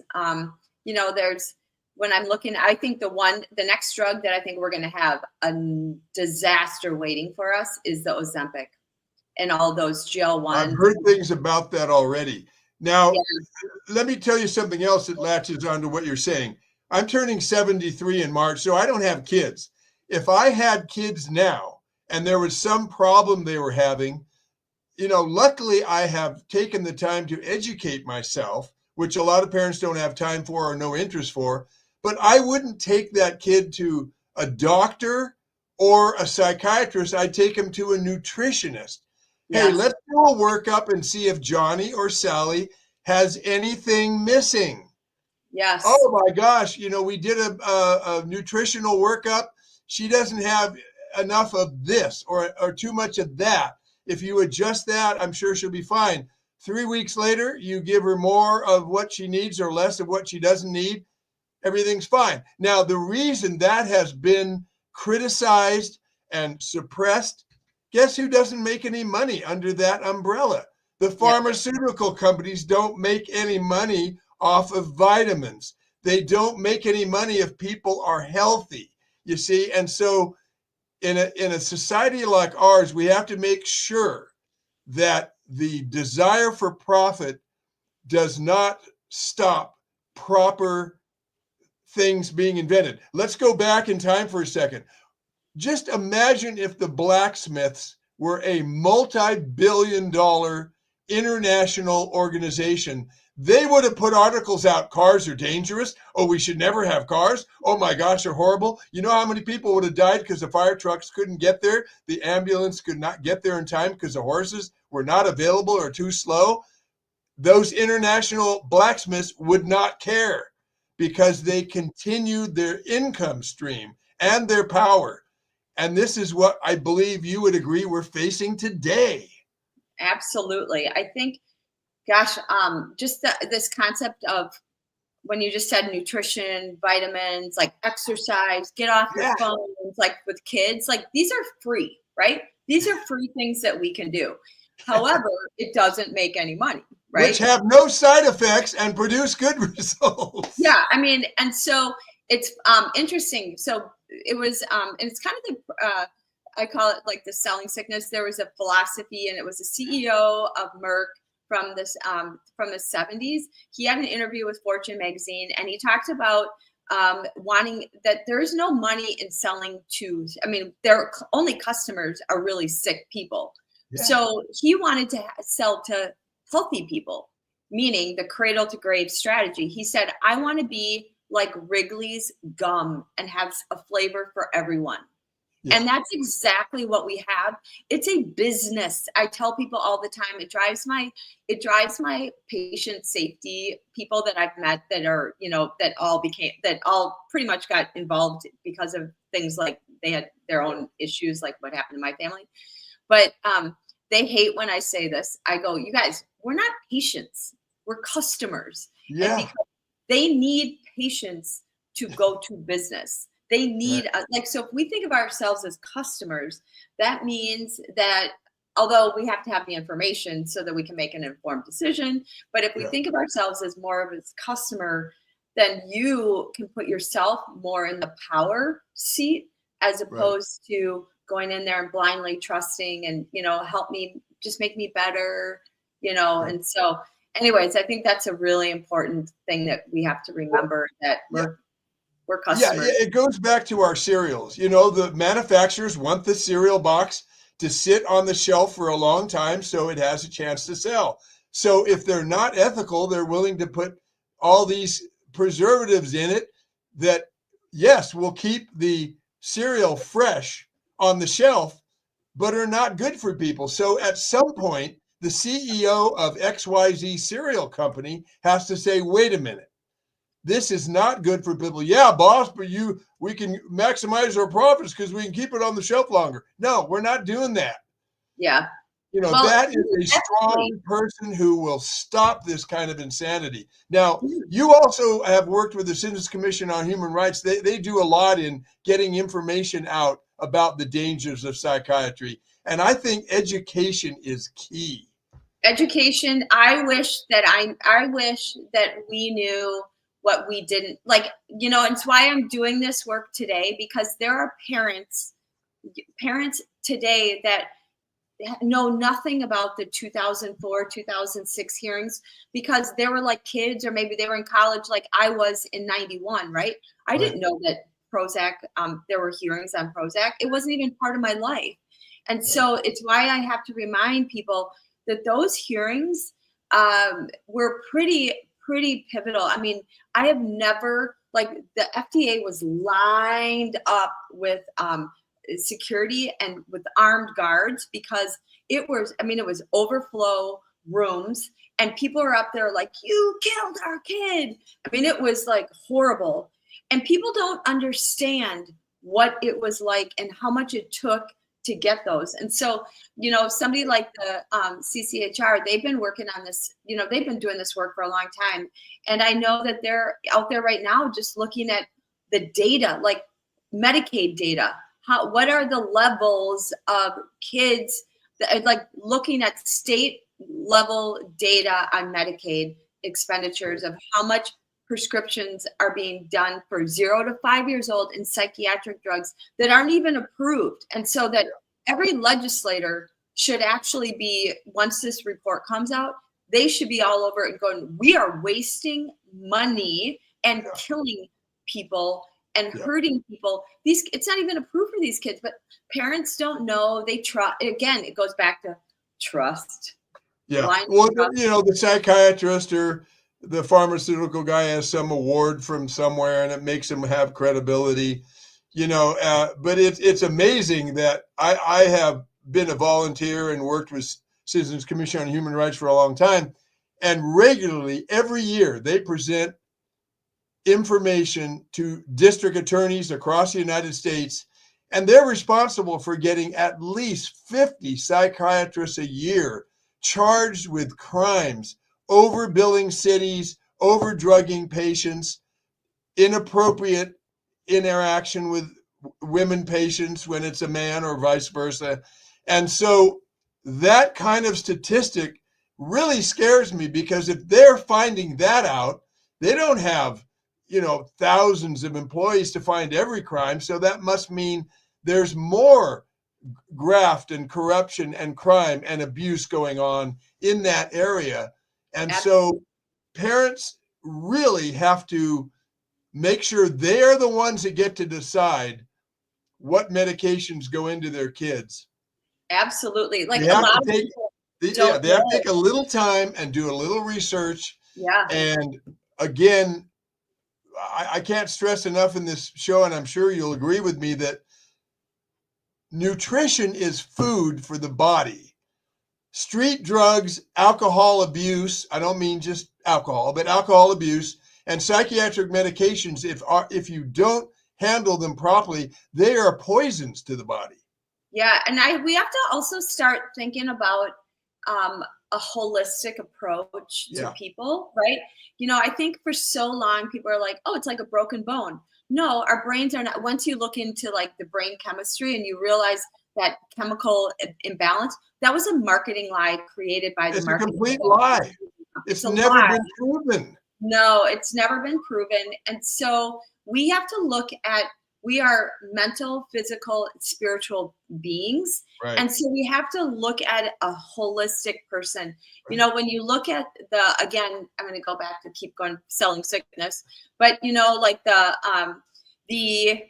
there's a form that a lot of times you get when you go to the doctor to check in. It's just kind of, like in your insurance and whatever, but it's a form, and it's the PHQ-9 form. It's like, it's a mental health screening form. And it's like, in the last 2 weeks, have you felt sad? Have you felt less than worthy? All this like dumb questions, but nobody looks at the bottom. It says a generous donation by Pfizer Inc. and 3 doctors. And so you as a patient, as a parent or a customer, you have to be built, like, you have the right And I tell people all the time, like says it in my record at my doctor's, I will not fill that form out. I'm like, nope, I'm not filling it out. So everybody have to stand up you have to fill it out. But knowing that whole thing is about like, wait, like you have no idea if you're like, have you been sad? But there's nowhere to actually say, did you like, hey, mom and dad just got in a huge fight. Dad walked out. I lost my dog. These are all things that may impact a kid's, like just their mental of what they're feeling. And like, it's, we are all of those mental, physical, spiritual beings, but when you only treat like a physical, and when it's got all the incentives coming from the big companies, the big pharma, it's a recipe for disaster if you don't pay attention. Right. And the idea that somebody would be depressed and you need to rush in with medication is just a money-making ploy. Before we run out of time for this segment, I'm so glad to have had you on today, and I'll have you on again in 2025.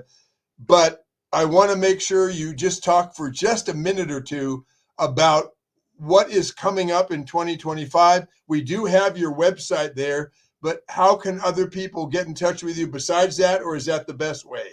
Well, kimwitek.com is always a good way just to send emails. But I do a lot on Twitter or X, and it's at Woody Matters.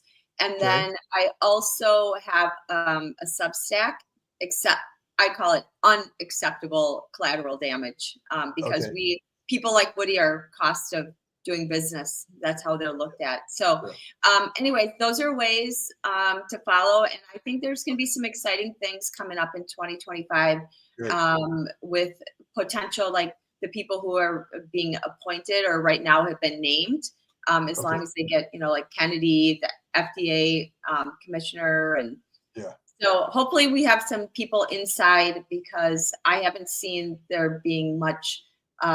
We need to put pressure on these guys and keep them accountable. I think you should be in touch with Kennedy. I think he would be so glad to know about your work. Man, I'm encouraging you to at least send him a letter and say, I'm so glad you're in that position, Yeah, that's up to you, but I just think he would be overjoyed at the work you're doing, as I am. So thank you, Kim, sorry that this came about from such a tragic loss, but you're helping a lot of people to steer clear of that same tragedy. So thank you so much for being on We Have the Power, because we do. And I'll look forward to talking to you again in a number of months. Thank you so much. I'd love to do it. It's great starting my 2025 with you. Excellent. Hey, thank you both so much for sharing some really powerful information during the marathon today. And again, well, Brian, I know this, and Kim, listening to you, I got a sense of your focus on truth, right? I'll just keep it as simple as that. Yeah, I love it. Truth. Right? It's okay to pursue your truth. That's what I got out of that talk. Yeah, she's not getting money from this. She's helping people to live, for gosh sakes, I wish I'd never gotten paid doing this work, because this is about, I kind of feel like it's God's work, but more importantly, if it can happen to, like, we were smart, Woody was smart, Woody was smart, like we were educated.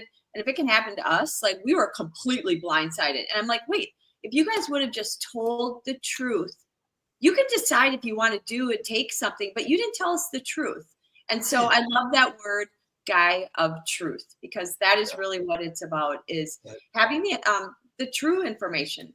Let us decide what we want, but give us the information. Don't you tell us what it is. No, Kim, we can't do that because we won't make enough money if the truth gets out there. So I'm sorry, Kim. Back off, okay? Yeah, back off. Just tell some lies. Sell some product.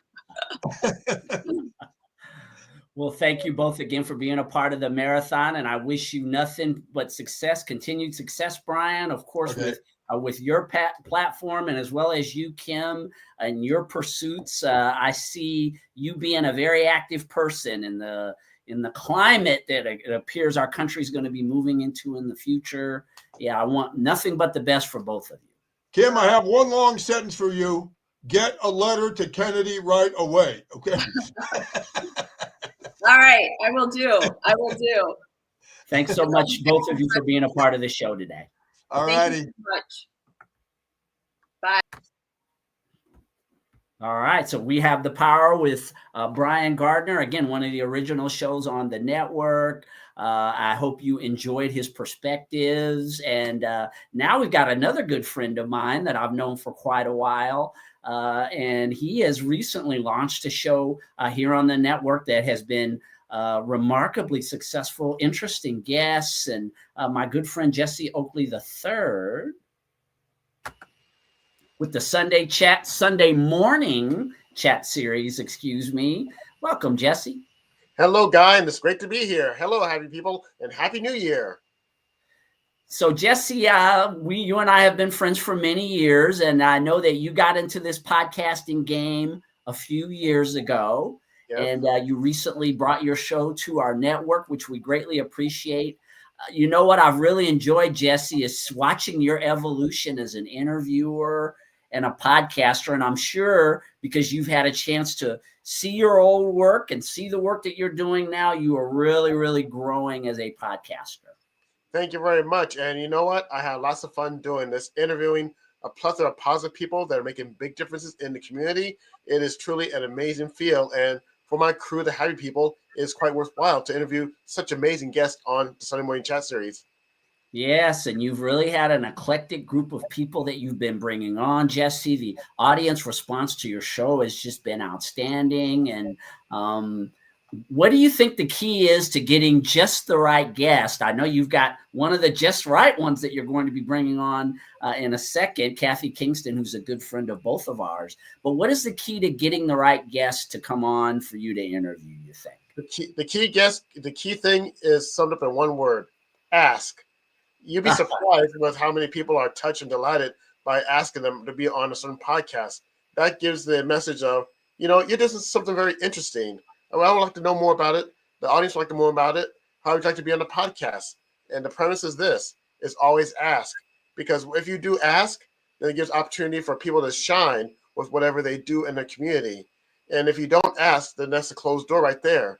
So it's always best to just look at the person, be amazed with their work, and see what they're doing, and ask them to be on the show and see how things are going and how they got started, and see if we can get some words of wisdom. Yeah, asking is a simple fundamental for getting, isn't it, Jesse? Oh, yes, most definitely. Often overlooked. Very simple, but so profound. Yeah, great share, Jesse. All right, well, I'm going to step off the stage, and I'm going to bring Kathy Kingston on, your guest for today. Please welcome Jesse Oakley III, host of the Sunday Morning Chat Series. All right. Happy New Year, everybody, and welcome to the special edition of the Sunday Morning Chat Series. Now, the premise of the Sunday Morning Chat Series is I interview a plethora of positive people that are making big differences in their communities. You name it. Writers, musicians, speakers, singers, anyone that's doing anything in the community, you'll hear from them first on the Sunday Morning Chat Series. And this special episode, this live episode, we have with us an amazing guest. Now, you heard me interview a plethora of musicians many times before. Each of them have their own stories, their own words of wisdom, and where they actually came from. Today is a special guest, and I happen to notice this person. She's a friend for a long time, and one of the things that she loves to do is play bass guitar. And I've seen her at work. I've seen her do these different events and different functions with her guitar work, and I was truly intrigued and definitely want to hear how she got started in her role as a musician. So please, without any further delay, help me welcome our guest today, bass guitarist Kathy K. Hey, Kathy, how's it going? It's going great. Thank you so much for having me, Jesse. This is going to be a really fun interview. Thank you. Oh, most definitely, most definitely. And without further delay, let's chat. Excellent. All right. Now, first and foremost, I really appreciate your work on the bass guitar, and you'll be able to actually go to different places and just jam and party and just play the different music as much as you can. Could you just take us to how all of this got started? I could. Before I do that, though, I want to say thank you and Dana for going to some of those shows many years ago when I was in the band called Traffic Jam. Oh, I remember that. Yes. I'll get to how we started Traffic Jam, but first I'll do a couple of things. All right. My experience in music came three ways. First, of course, was singing as a little kid in the church choir, which was really fun. And then in 6th grade, I picked up the clarinet because it's a fun thing to do, and I just wanted to learn an instrument, so that's what I did. And then it wasn't until my 20s, maybe my later 20s, that I actually picked up the bass guitar. Yeah. So, but the neat thing is the singing helps me, of course, with singing and playing bass guitar. But having played the clarinet helps me, of course, to be able to read music. But also, it gave me the rhythm that I need to play bass guitar well. So that was kind of a fun little thing. Nice. Very, very nice.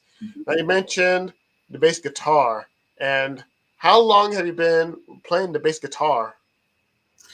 I actually looked and saw it's been a total of 17 years, but they have all been blocks of time interrupted by no playing, another block of time, no playing, and then another block of time. It's kind of fun. The way I first got started is my husband at the time, Bob, he decided to form a band. He was an engineer, as was his co-workers, of course, all engineers. And so Bob started playing the drums, and his two buddies started playing the guitar with him. Well, they played guitar, but they got in the band with him. So I, of course, started singing and playing tambourine, but they couldn't find a bass guitar player. Ooh. Ta-da! So I volunteered, of course, and the first bass we had was not even a full-size bass, and it had a broken something on it. It was kind of funny. It was kind of really a kid's toy. But the funniest thing about that is, so my ex-husband now, but Bob's dad actually was a Canadian country singer back in the day. Oh. Yes, and he was on a television show in the 1950s. He was known as the Yodeling Cowboy. Wow. Well, yeah, it was pretty cool. So Bob, of course, had never played, I think because he just never played. His dad was the star. But when he came to Vegas, he picked up the drums and started playing. And then we made this band, which totally surprised his dad. It was really fun. We were at our little house, and we had this blanket above the band. And it was, I think, his brother's 40th birthday party. Oh. So his mom and dad come in because they love to gamble and have a good time. They're Canadians. They used to just come and have a good time. And so Bob starts playing the drum, and the guys start strumming their guitars, and all of a sudden, poof, down goes the blanket. And his dad was astounded because there was his son playing drums and singing Margaritaville. Ooh. Fantastic. Yeah, it was just such a fun time. But the other really neat thing is when I had that little, almost a toy bass guitar, we had another party at a local bar. We were all wearing country music gear, and we were playing a lot of country music songs. And Bob's dad was in town, and I literally was looking on the page at where to put my fingers for each note. And fortunately, when I first learned country music, I got away with playing a really simple pattern, a root fifth. And root fifth is like if you go do, re, mi, fa, sol, la, ti, do, re, mi, fa, sol, do, so, do. Well, that's the root fifth. And you can get away with that in some of the really simple country music songs. Of course, you can make them not simple, but at any rate, that's what I did.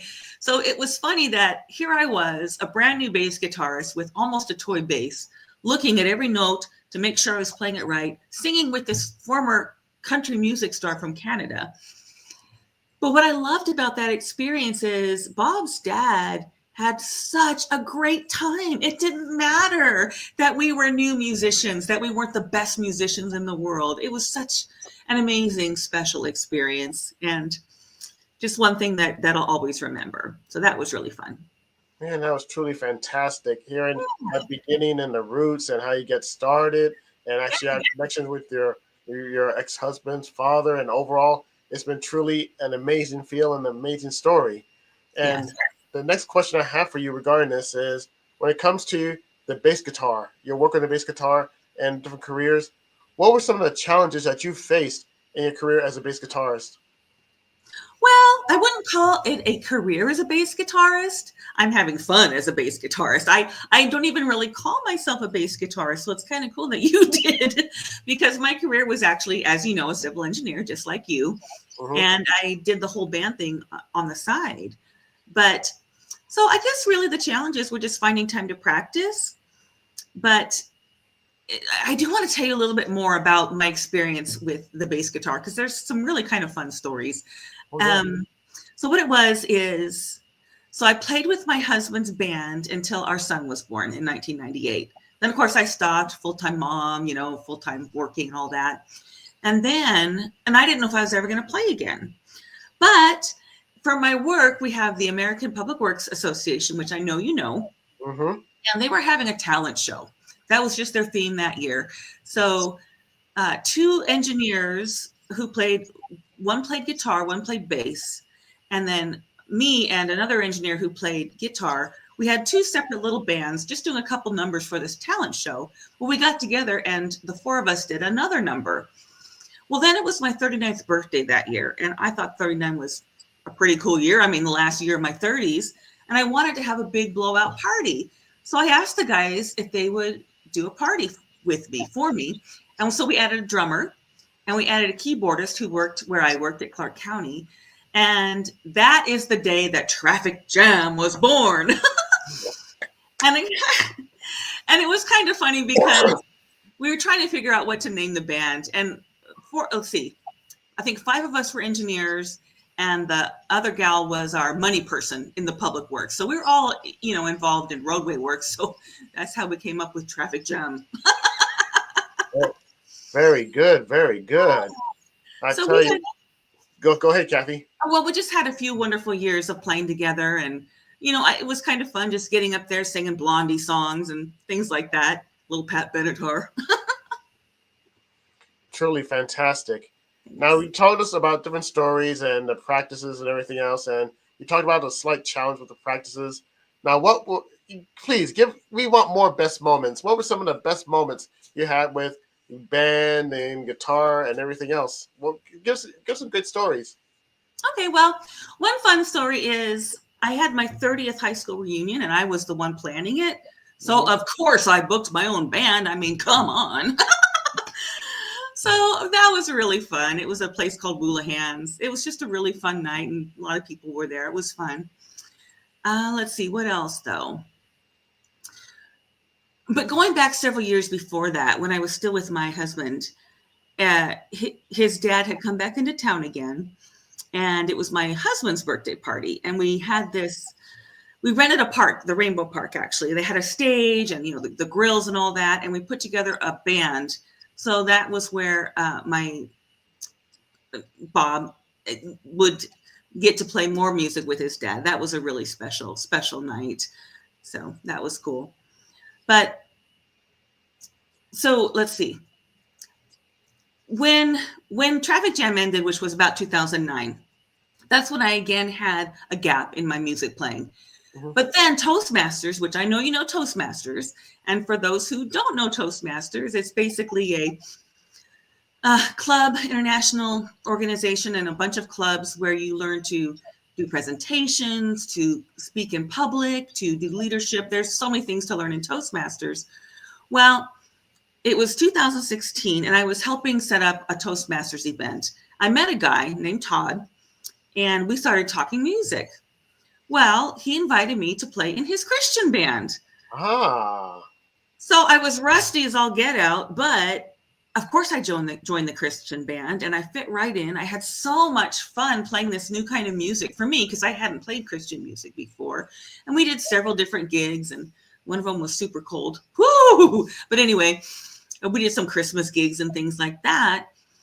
And then I got into Via de Cristo, where I get to play bass now. It's a Christian group. We do Light in the Desert. We do some weekends of Christian gatherings. Really fun. So I get to play bass for that. But the other cool thing is I got to start playing bass for my church. Oh my goodness. And Jesse, playing music with people is so much fun because you're a team. You're all working together to make this beautiful, well, hopefully beautiful noise. I say it's beautiful whether it is or not. No, it's fun. Fantastic. But Oh, the one, what's that? Go ahead, Kathy. I'm so sorry. You're good. Yeah, the most amazing thing that I have done so far with the bass is the Via de Cristo had a national gathering here in Las Vegas in July of 2024. Mm-hmm. And we did the whole weekend, of course, but we did a concert, like an hour and a half long concert. And I got to do a concert for the first time ever in my life. And it was just incredible. It was so much fun.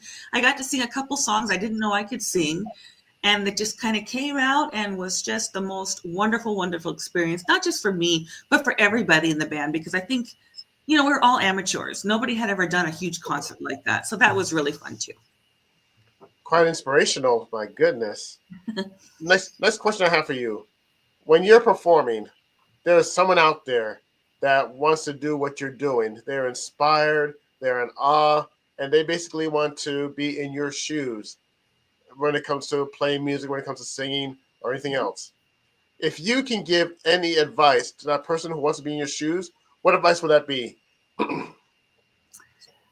Well, simply do it. Whether you rent a bass guitar or whatever instrument you might want to do, or whether you borrow one, whether you buy one. For me, the best thing I did was take lessons, because that allowed me to get the form right away so that I wasn't doing something crazy. That's a bad habit that I might have to break later. So getting lessons for me was really important.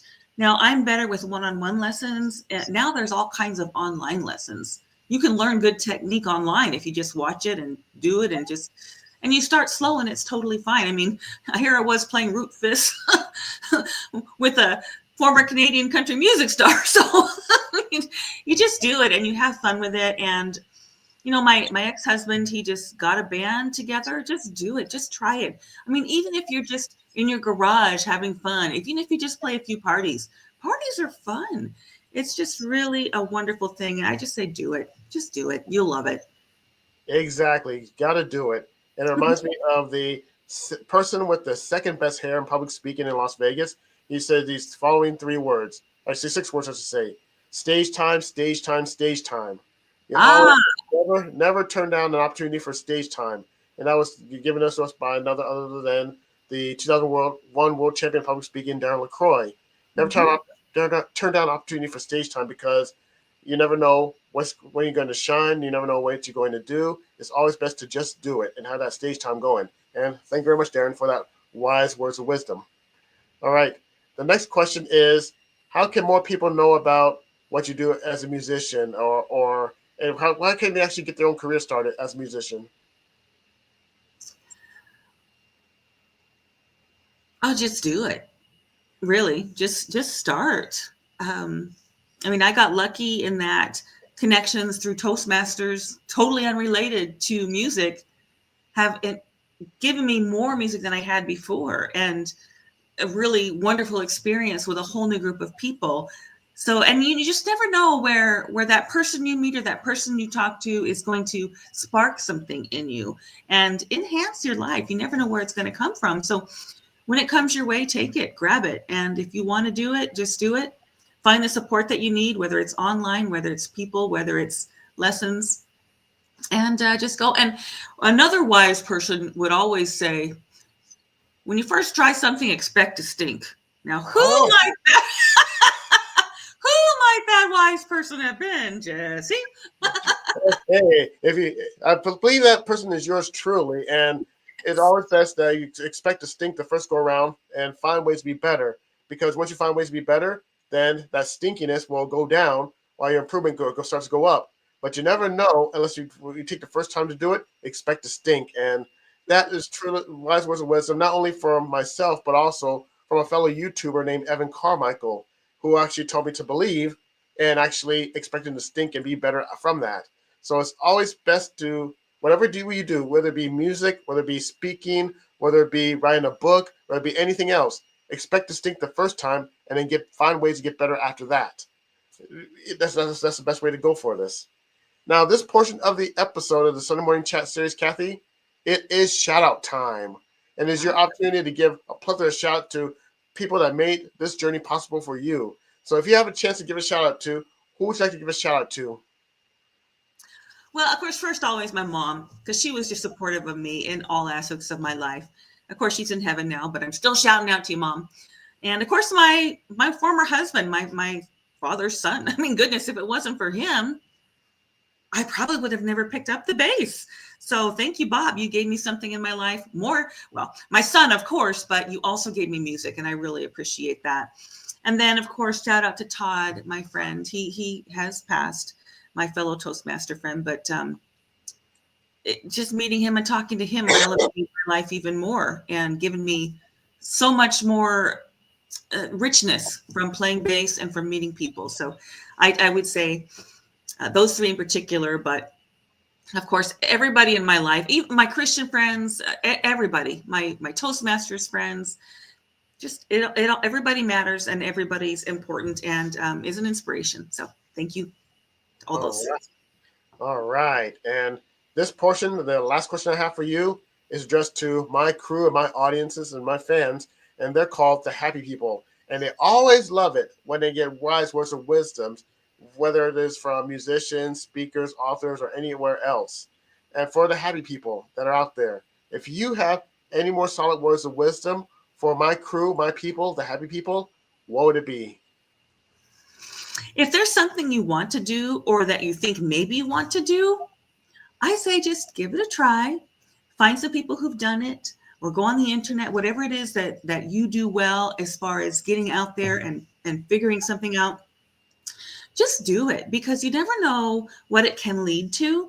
And even if it's just some fun playing, say, keyboards and singing by yourself to start with, whatever it is, whether it's hobbies, whether it's work, whether it's new skills, whether it's anything, just try it and see who's out there to give you the support that you need or the inspiration, because we're there. You can find it wherever you look. All right. Excellent bookend to this wonderful interview. And on behalf of all the happy people that are watching this episode, live episode of the Sunday Morning Chat Series with Jesse Oakley III, I'd like to take this time to thank you, Kathy Kay, for this wonderful episode and really appreciate the time. Thank you for having me, Jesse. Thank you for having me on your show and for PR Connections. Thank you so very much. I'm very grateful. All right. And we go back to Guy Dawson. And Guy, the floor is all yours, man. It was so wonderful to hear about this hidden talent that I had no idea that you had. Woohoo! Never knew that you played bass. I loved your story about how you became a bass player. And you also talked about a mutual friend of ours, Todd. May he rest in peace. What a wonderful story. Thank you. Thank you, guys. Yeah. And this is, again, one of the things that I enjoy about these podcasts is once someone is interviewed, and of course, Jesse did an excellent job as I had mentioned before, really, really grown as an interviewer. And when you ask these questions, you just learn so much about a person. You can know a person for many years and never know about some of these abilities that they have. Yes, that's true. Yeah. And now one last thing I want to say is we talked a bit about Toastmasters. Mm-hmm. And another thing that I really enjoy being a part of that organization is the type of growth that you'll see. So you've got two engineers here who are probably naturally introverts, right? Well, they were probably before their Toastmaster journey. Yes. And now you get them on the air and look, they're just so extroverted. It's right. You can be more than what you maybe at one time in your life, you were that person. And there's nothing wrong with being that person. There's a lot of thought that's going in with these introverted people, right? Engineers do a lot of internal thinking. That's been my experience of being around engineers. So wonderful contribution that you're making to the world with that ability. However, being able to take on this other persona, becoming a rock star, Jesse becoming a speaker, a podcaster, it just shows for me that you can be whatever you want to be, right? It's not where you started, it's where you end, right? And we have a lot to say about that. So just very well done, both of you today. Thank you very much. Thank you, Guy. All right. Well, we're nearing the end of this marathon. However, as I had mentioned to you all before, that we had a podcast, we had some technical difficulties in the first half that I want to bring back. It is Evelyn's Roundtable. And again, Evelyn is someone who contributes so much to the network, as well as the lives of other people. So I am going to make sure that I get it right this time, you all. So if you give me 1 second.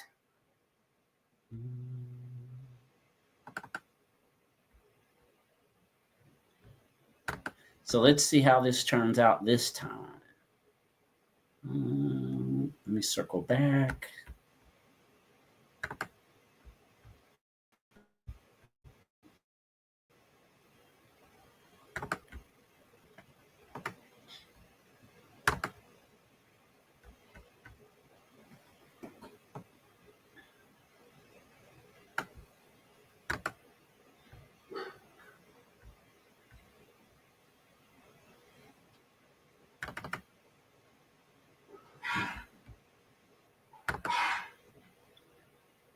Hello, everyone. All Welcome right. to Evelyn's Roundtable. This podcast highlights a host of relevant topics. Our conversations share voices of women of color, Black women veterans and veterans, allies, candidates, and elected officials, entrepreneurs, teachers, students, and others. We also explore important issues and challenges such as grassroots leadership, job training, homelessness, and mental health advocacy, accountability, male inclusion, and civics. Our mission statement is to empower all women. Do you hear me? All women to hold hands as we rise. Well, hello there. Thank you, Marcus, for being on here. It's great to have you on here and talk about all the work you've been doing and to talk about our topic on trades in Nevada with women and youth and how you feel about it. So again, thank you again for being on here, and want to thank everyone and Happy New Year's to everyone, and thank you for being and watching the marathon. So all right, so Marcus, let's get started. Can you tell us who you are and what you do? Yes. Marcus Sherfield, as you know, born and raised in Las Vegas, Nevada. I'm a native. I've been working with youth and young adults in the workforce development area for years. I started out in the classroom and started working with employment, training, different things like that. And I've been hooked ever since. So now, working with the city of Las Vegas workforce development for the YDSI department. Well, can you explain YDSI to us, please? With the yes, my fault. So YDSI stands for Youth Department of Social Initiative, and we focus on many areas from pre-K to elementary, after-school programs. But in my area specifically is workforce development. So we focus on helping young adults 16 to 24, whether certifications, whether post-secondary, going to college, just hitting all the areas as far as giving them a strong start as far as getting to employment. So, a lot of times young people don't know about all the resources when it comes to trades, when it comes to those short-term programs, college alternatives. So we focused a lot on the college alternatives. Well, what's interesting that you bring this up, that the adults don't even know on some of the resources that you're talking about, and knowing what's happening in the community, or even know about the community centers that are doing things in the community. It's interesting to me how the ball gets dropped a lot on information. I'm really confused about it, to be honest with you, because you have so many entities, but the entities are not connecting with each other. And then since the entities are not connecting with each other, then the community is not connecting with each other, right? Yes. So yes. then I don't know if you quite did the background on you, how you got to where you're at in the building that you're in, and what you're doing in the building that you were. Yes. So I am located at the historic West Side School, right on the campus. We have it looks small from inside, but we have what they call the Tech Center, the Strong Future Technology Training Center. And I started back in January, early this year. And when you come inside, you'll see a ton of fun technology, robotics, from computers, all of that. But we really use a lot of what's in the center to expose career exploration. And that's one thing we're even now that we're talking about the trades and we're talking about those gaps, we're also trying to add that to the center as well, to where young people can come in and learn about more than technology. They can learn about the trades, learn about the process, learn about all the different areas in trades. And that's why I'm excited for our partnership with Women's in Trades, because it's helping so many that do not have access to this information or do not have access to just getting a foot in the door, getting somebody, even a reference. Most don't even have a reference in these areas. So the center, we host workshops. We loan our space out to other organizations to host different events as well, whether it's their classes, whether it's, like we did with the CPR class, offering our equipment. If, someone needs a computer, doesn't have access to a computer or internet, we have access to all types of technology, and it's for them to, at no cost, be able to use it at our center. Yes, it is a beautiful thing that you're doing in the community. And again, the information about getting this out here is valuable, and it needs to happen. And you're right, the partnership that you have with Nevada Women Trades has been great, because it's really helped Nevada Women in Trades in the community too, because I really think that we need to start bringing these type of trades, and trades is not what everybody, when they think of trades, people think of construction. Well, It's not just construction, right? It's trades is IT, trades is being a barber, trades is mining, trades is culinary union. I mean, CDL. I mean, trades is a whole lot, not just skill. It's not just that. It's a whole lot. And then it made me change the way I do things probably about 3 years ago or something like that. And I had to change it from construction to trades. And then I was able to broaden what I'm doing to help more community people that are underserved. Yeah, it's really important. What triggered me also is when you look at the high school graduates, about 50% are going to college. So, like, you think, what is the other 50% doing? They're going to jobs that are not above living wage. So, now they're stuck at their parent or their guardians, or they're kind of couch surfing. So, definitely there's a big need there to educate more. One thing I love right now is, especially seeing the partnership with Women's in Trades, is we, during the graduation, just seeing all of the support.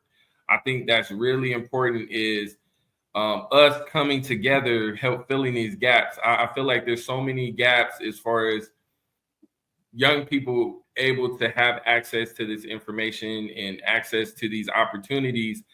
And there's so many of us kind of in silos or focusing, we're way over here and another's way over here. And just, all of us coming together more, helping each other more, bridge those gaps. And that's one thing definitely here at the Strong Future Center we do, is being the bridge, being the one to kind of help fill in those gaps when necessary. Because I love during that graduation, like, just all the support they had, and it doesn't end at graduation, it continues. So, So I hope I didn't get off. Yeah, What subject, Marcus but is yeah. referring to is that Nevada Women Trades had their graduation at the center, and it was really, really nice. We had good speakers. We had the U.S. Senator's office came. You even was involved as the main speaker, and so that was big. And then we had those in the audience too.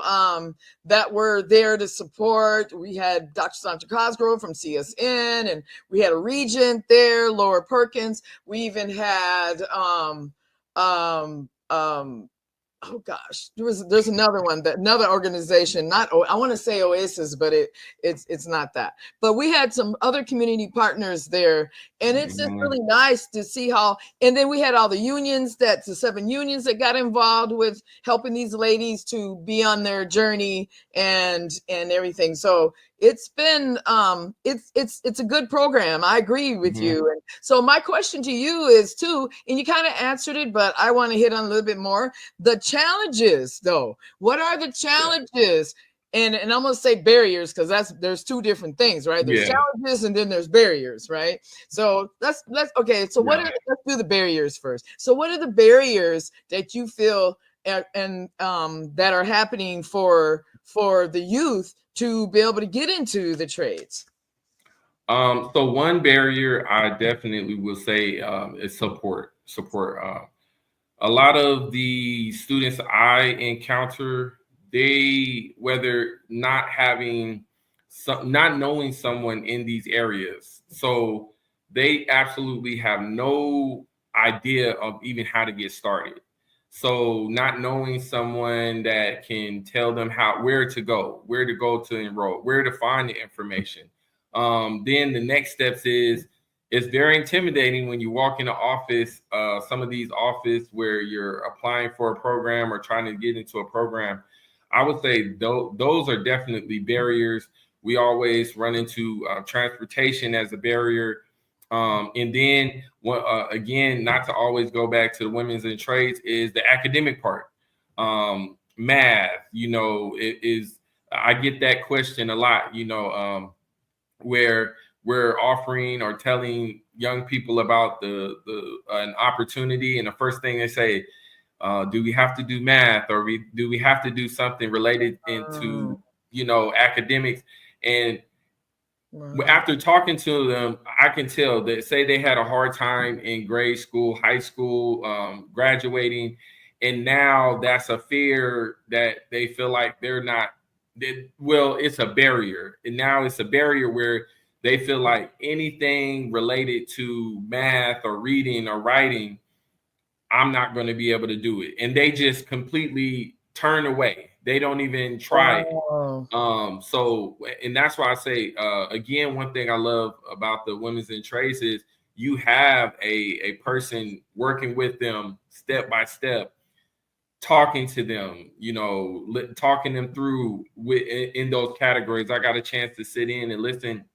I think you all were working on some of the math that they were going to have to take a test eventually, and just talking it through step by step. And I think these are things a lot of times we forget, these are barriers, and these are things they're like, nah, I'm good. I'll just, go. And nothing's wrong with some of the other places, but that's, again, we hope to get them above living wage to where they'll be able to pay their own rent, provide for themselves. And a lot of these jobs that they're going for, they're going to live in a constant financial struggle, I would say. So definitely the support part, transportation, some other barriers, financial barriers, not being able to afford education, not being able to afford the programs, not being able to not work, that's always a barrier, because some programs, it takes a commitment, it takes a certain schedule and things like that. So these are things I feel like we all can come together in filling those gaps, as far as some of the barriers. But it goes back to again, getting the information out there, right? Yeah. Because getting the information out there, and to me, it should have been did something, right? And Yep. and here I am. I've been floating around for 6 years. Excuse me, Exactly. Yeah. somebody to listen to me, like, let's do this and let's partner and and it's like and I don't have to be in leadership. It doesn't matter. We just got to get it done. That's it, where it's at, right? We just got to get it done. And two, then the other question goes back to, what about if they don't have their diploma? What if they don't have their high school high school equivalency? That's a whole nother. And then the other part you said was, well, wait a minute, because that's happened already, right? With somebody we know, that she couldn't do it because she had to work and she couldn't take the time off. And I'm hearing that a lot. But the other problem is Vegas hasn't caught up to Nevada women in trades, and that's the only way I can explain it. I don't know how else to break it down to anybody. And well, why don't you have it in the evening? And well, why don't you have it again? And I'm like, well, all of you that are signing up would stay with it and not switch and do the week. But I understand that problems happen, things. But then when I say, okay, I'm gonna do a class, then those that say, oh yeah, I'm coming. Oh yeah, Evelyn, I'm gonna be there. Yeah. Yep. You make those adjustments, and So I stopped making the adjustments. Believe me, we did try to do 2 classes in one time. A couple times we did that, and nope. Yeah. It kind of fizzled. So and I don't want to get on the rant as far as gens, any generation, but there are plenty of young adults that take advantage of opportunities and understand the discipline it takes sometimes, or being able to see opportunities. But that is, I would say, even going into the challenges is getting some young people to realize this is an opportunity. This is a life-changing opportunity. Please do not pass this up, because we get a lot of young people too. I always used to say, you'll go apply for a job at a fast food restaurant, and you have this program that has has an apprenticeship or an internship, and you're like, I don't want to do that. And I'm like, do you think about what you'll go through all this, the interview, working at a fast food place, and you just said no to this other. Now, it may not be your lifelong, but it's going to pay the bills, and it's going to help you get to where you want to get. And I feel like the mindset, that's been a big challenge as far as getting ones to understand, like, hey, make the sacrifice, make that sacrifice, commit, because it's going to pay off in the long run. No, I'm good. I'm gonna go work at a fast food or retail or somewhere else that, again, not all of these places are bad, but again, above living wage, above, we want to be independent. We want to have our own place, have our own stuff. So yeah, it blows my mind sometimes. And it's even in it too, even with doing the Nevada Women in Trades, our pipeline class, and it's a constant of letting them be aware of what they can do, and a constant and not saying it's wrong or anything, but I'm glad that I see these women that come in at the beginning of this class, and then 6 weeks later, even you can look at the difference yourself, because you've seen it when they first came in and how they were looking, and oh my God, I don't know. Confident. Now it's, oh, okay, all right. And that's a beautiful thing, to be able to transcend. So my question to you then is, and it's been my whole like not happy with type of situation, is, do we start talking about this earlier? Do we not just do we skip and go to maybe grade school and junior high school and start talking about trades? I get this question a lot. So my personal is, I still want to focus on the youth, the young adults, because I feel like they're the forgotten. They get lost. And I see so many, even seniors, left to figure it out on their own. I do believe the solution is starting early, building some of those mindset and some of those just that way of thinking early on, or just the awareness early on. But the young adults, there's so many young adults that's lost right now, that's trying to figure it out on their own. I there's no way I can stop in focusing on this area, because I was working with the organization where it was homeless youth, and it just blew my mind how many homeless youth we have in Las Vegas, from youth to young adults. And again, they're figuring it out on themselves, by themselves, and some, they do a great job. Some need some type of support or direction, something. So I do believe that is part of the solution. But if we started early, we would have to continue. I feel like it can be just a one-time event, or it would have to be a commitment to see them all the way through to the end of high school graduation, and be that support. Yes, and someone once told me, when I started Nevada Women in Trades, and he said to me, you're doing all this information, and you're not going to have everyone come and commit to what you're doing. But he said to me, but somewhere down that road, that person might come back and say, you remember when you said this to me? You remember when so I see what you're talking about. And I totally agree with you, because we have not fulfilled what we're supposed to be doing with the youth, and to jump over. So in other words, like I usually say, we got to walk and chew gum at the same time.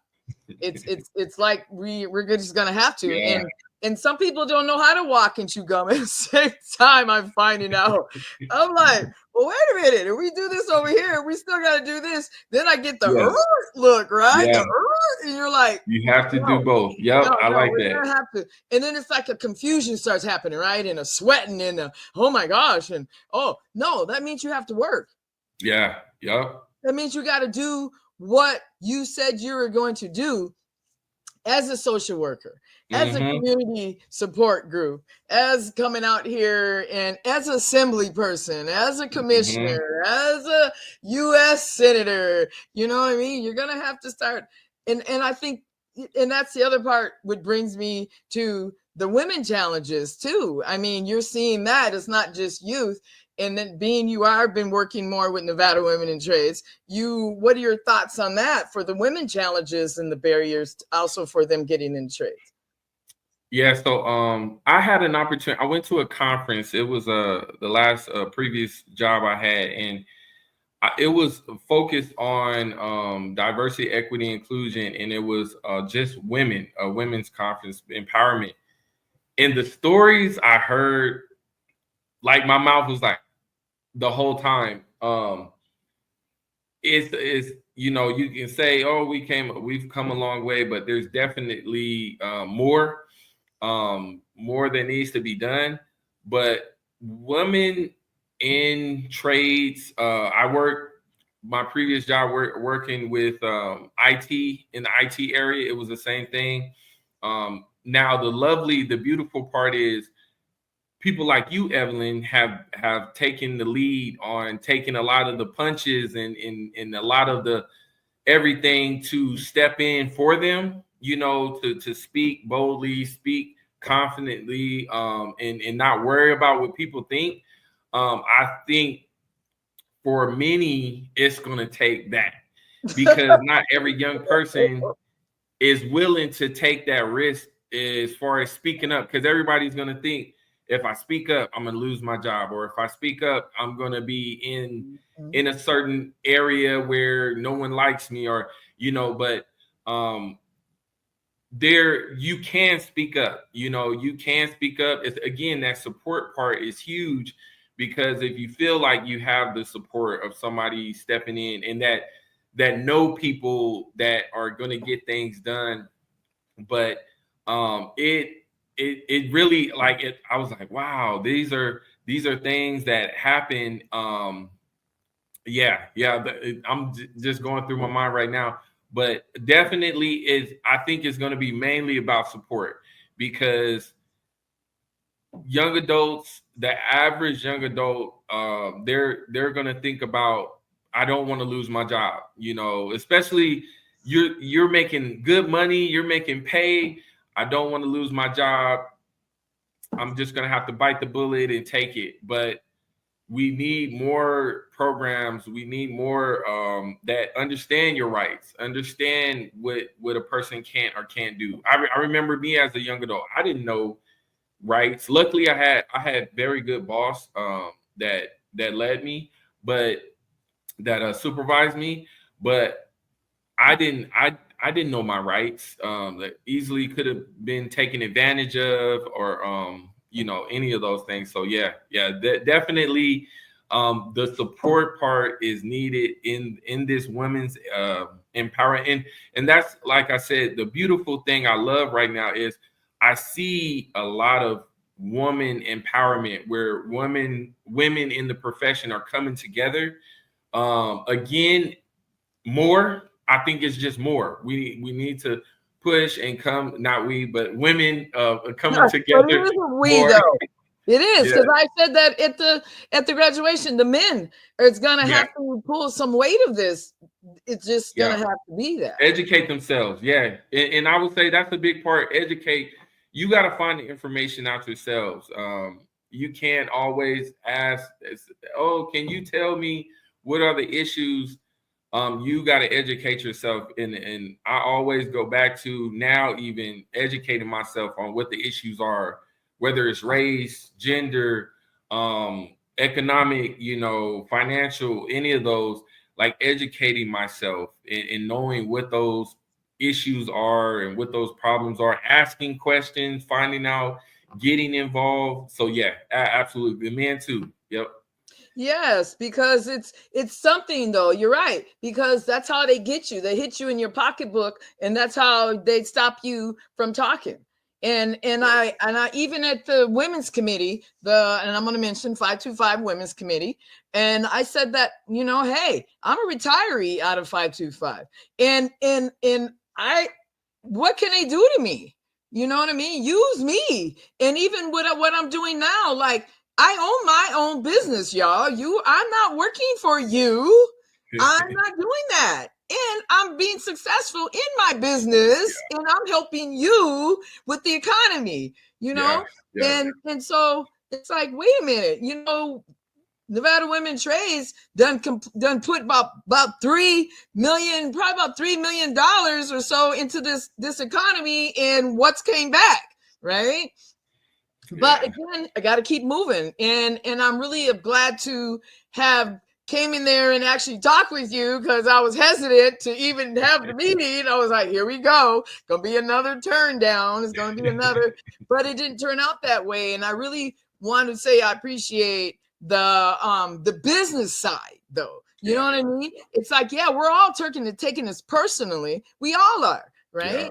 Because I'm a woman of color, so of course I'm taking this personally, because it's being done on a personal level. To put your handprint on the back of my head and tell me you can't do this and help women, underserved women. Well, sorry, it's not going down. It's just not anymore. We're in 2020. We finna hit 2025, y'all. And we need to stop with all that. And I know DEI is not something everybody wants to hear anymore and wants to this, but it's diversity and equity and inclusiveness is not happening. And you want to get rid of it, but you can't get rid of it until you start doing it. And then, keep educating, it has to be. And that's one thing I just want to always and just put out there. That's what we're here for. City of Las Vegas Youth Department, our Youth Department Social Initiative, Strong Future Technology Center.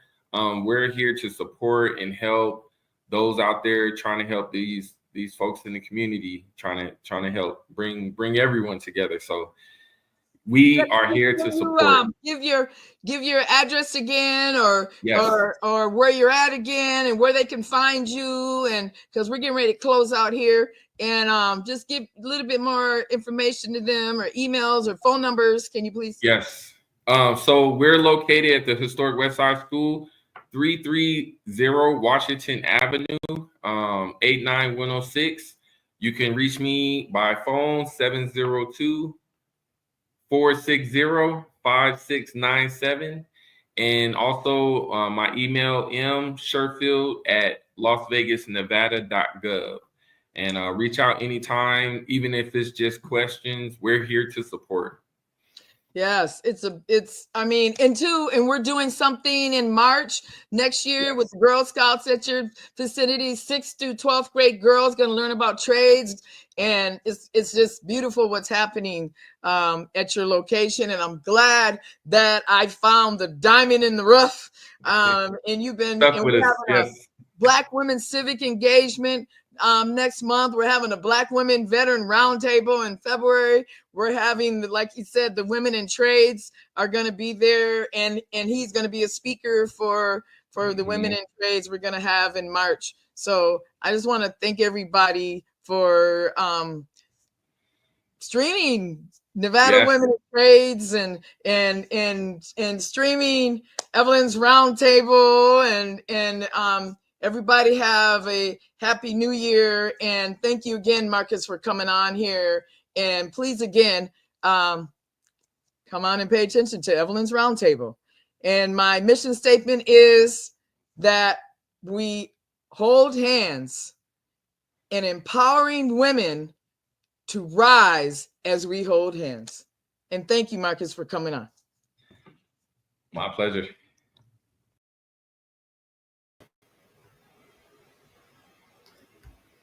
Well, I'm glad that all of you had an opportunity to watch that interview in its entirety. And that concludes the marathon for today, everyone. I can't believe that we have gotten through a third marathon here at prconnectionsradio.com, the voice of new media. We hope that you enjoyed the shows that we presented to you today. As I've been mentioning all day, the true source of these podcasts is our website, prconnectionsradio.com. We've got a lot of great things that are in the works on the network over these next couple of months. Looking forward to an extremely productive 2025. We'll be having updates on the website as well as our social media platforms on Facebook, Instagram, LinkedIn, Twitch, and YouTube. Please stay tuned for updates about new shows that we're going to be having, as well as these existing shows. As was mentioned, Katie Wechter is into her third season with Watching Mental Health. Brian Gardner is into his fifth season of We Have the Power. And of course, our other shows on the network.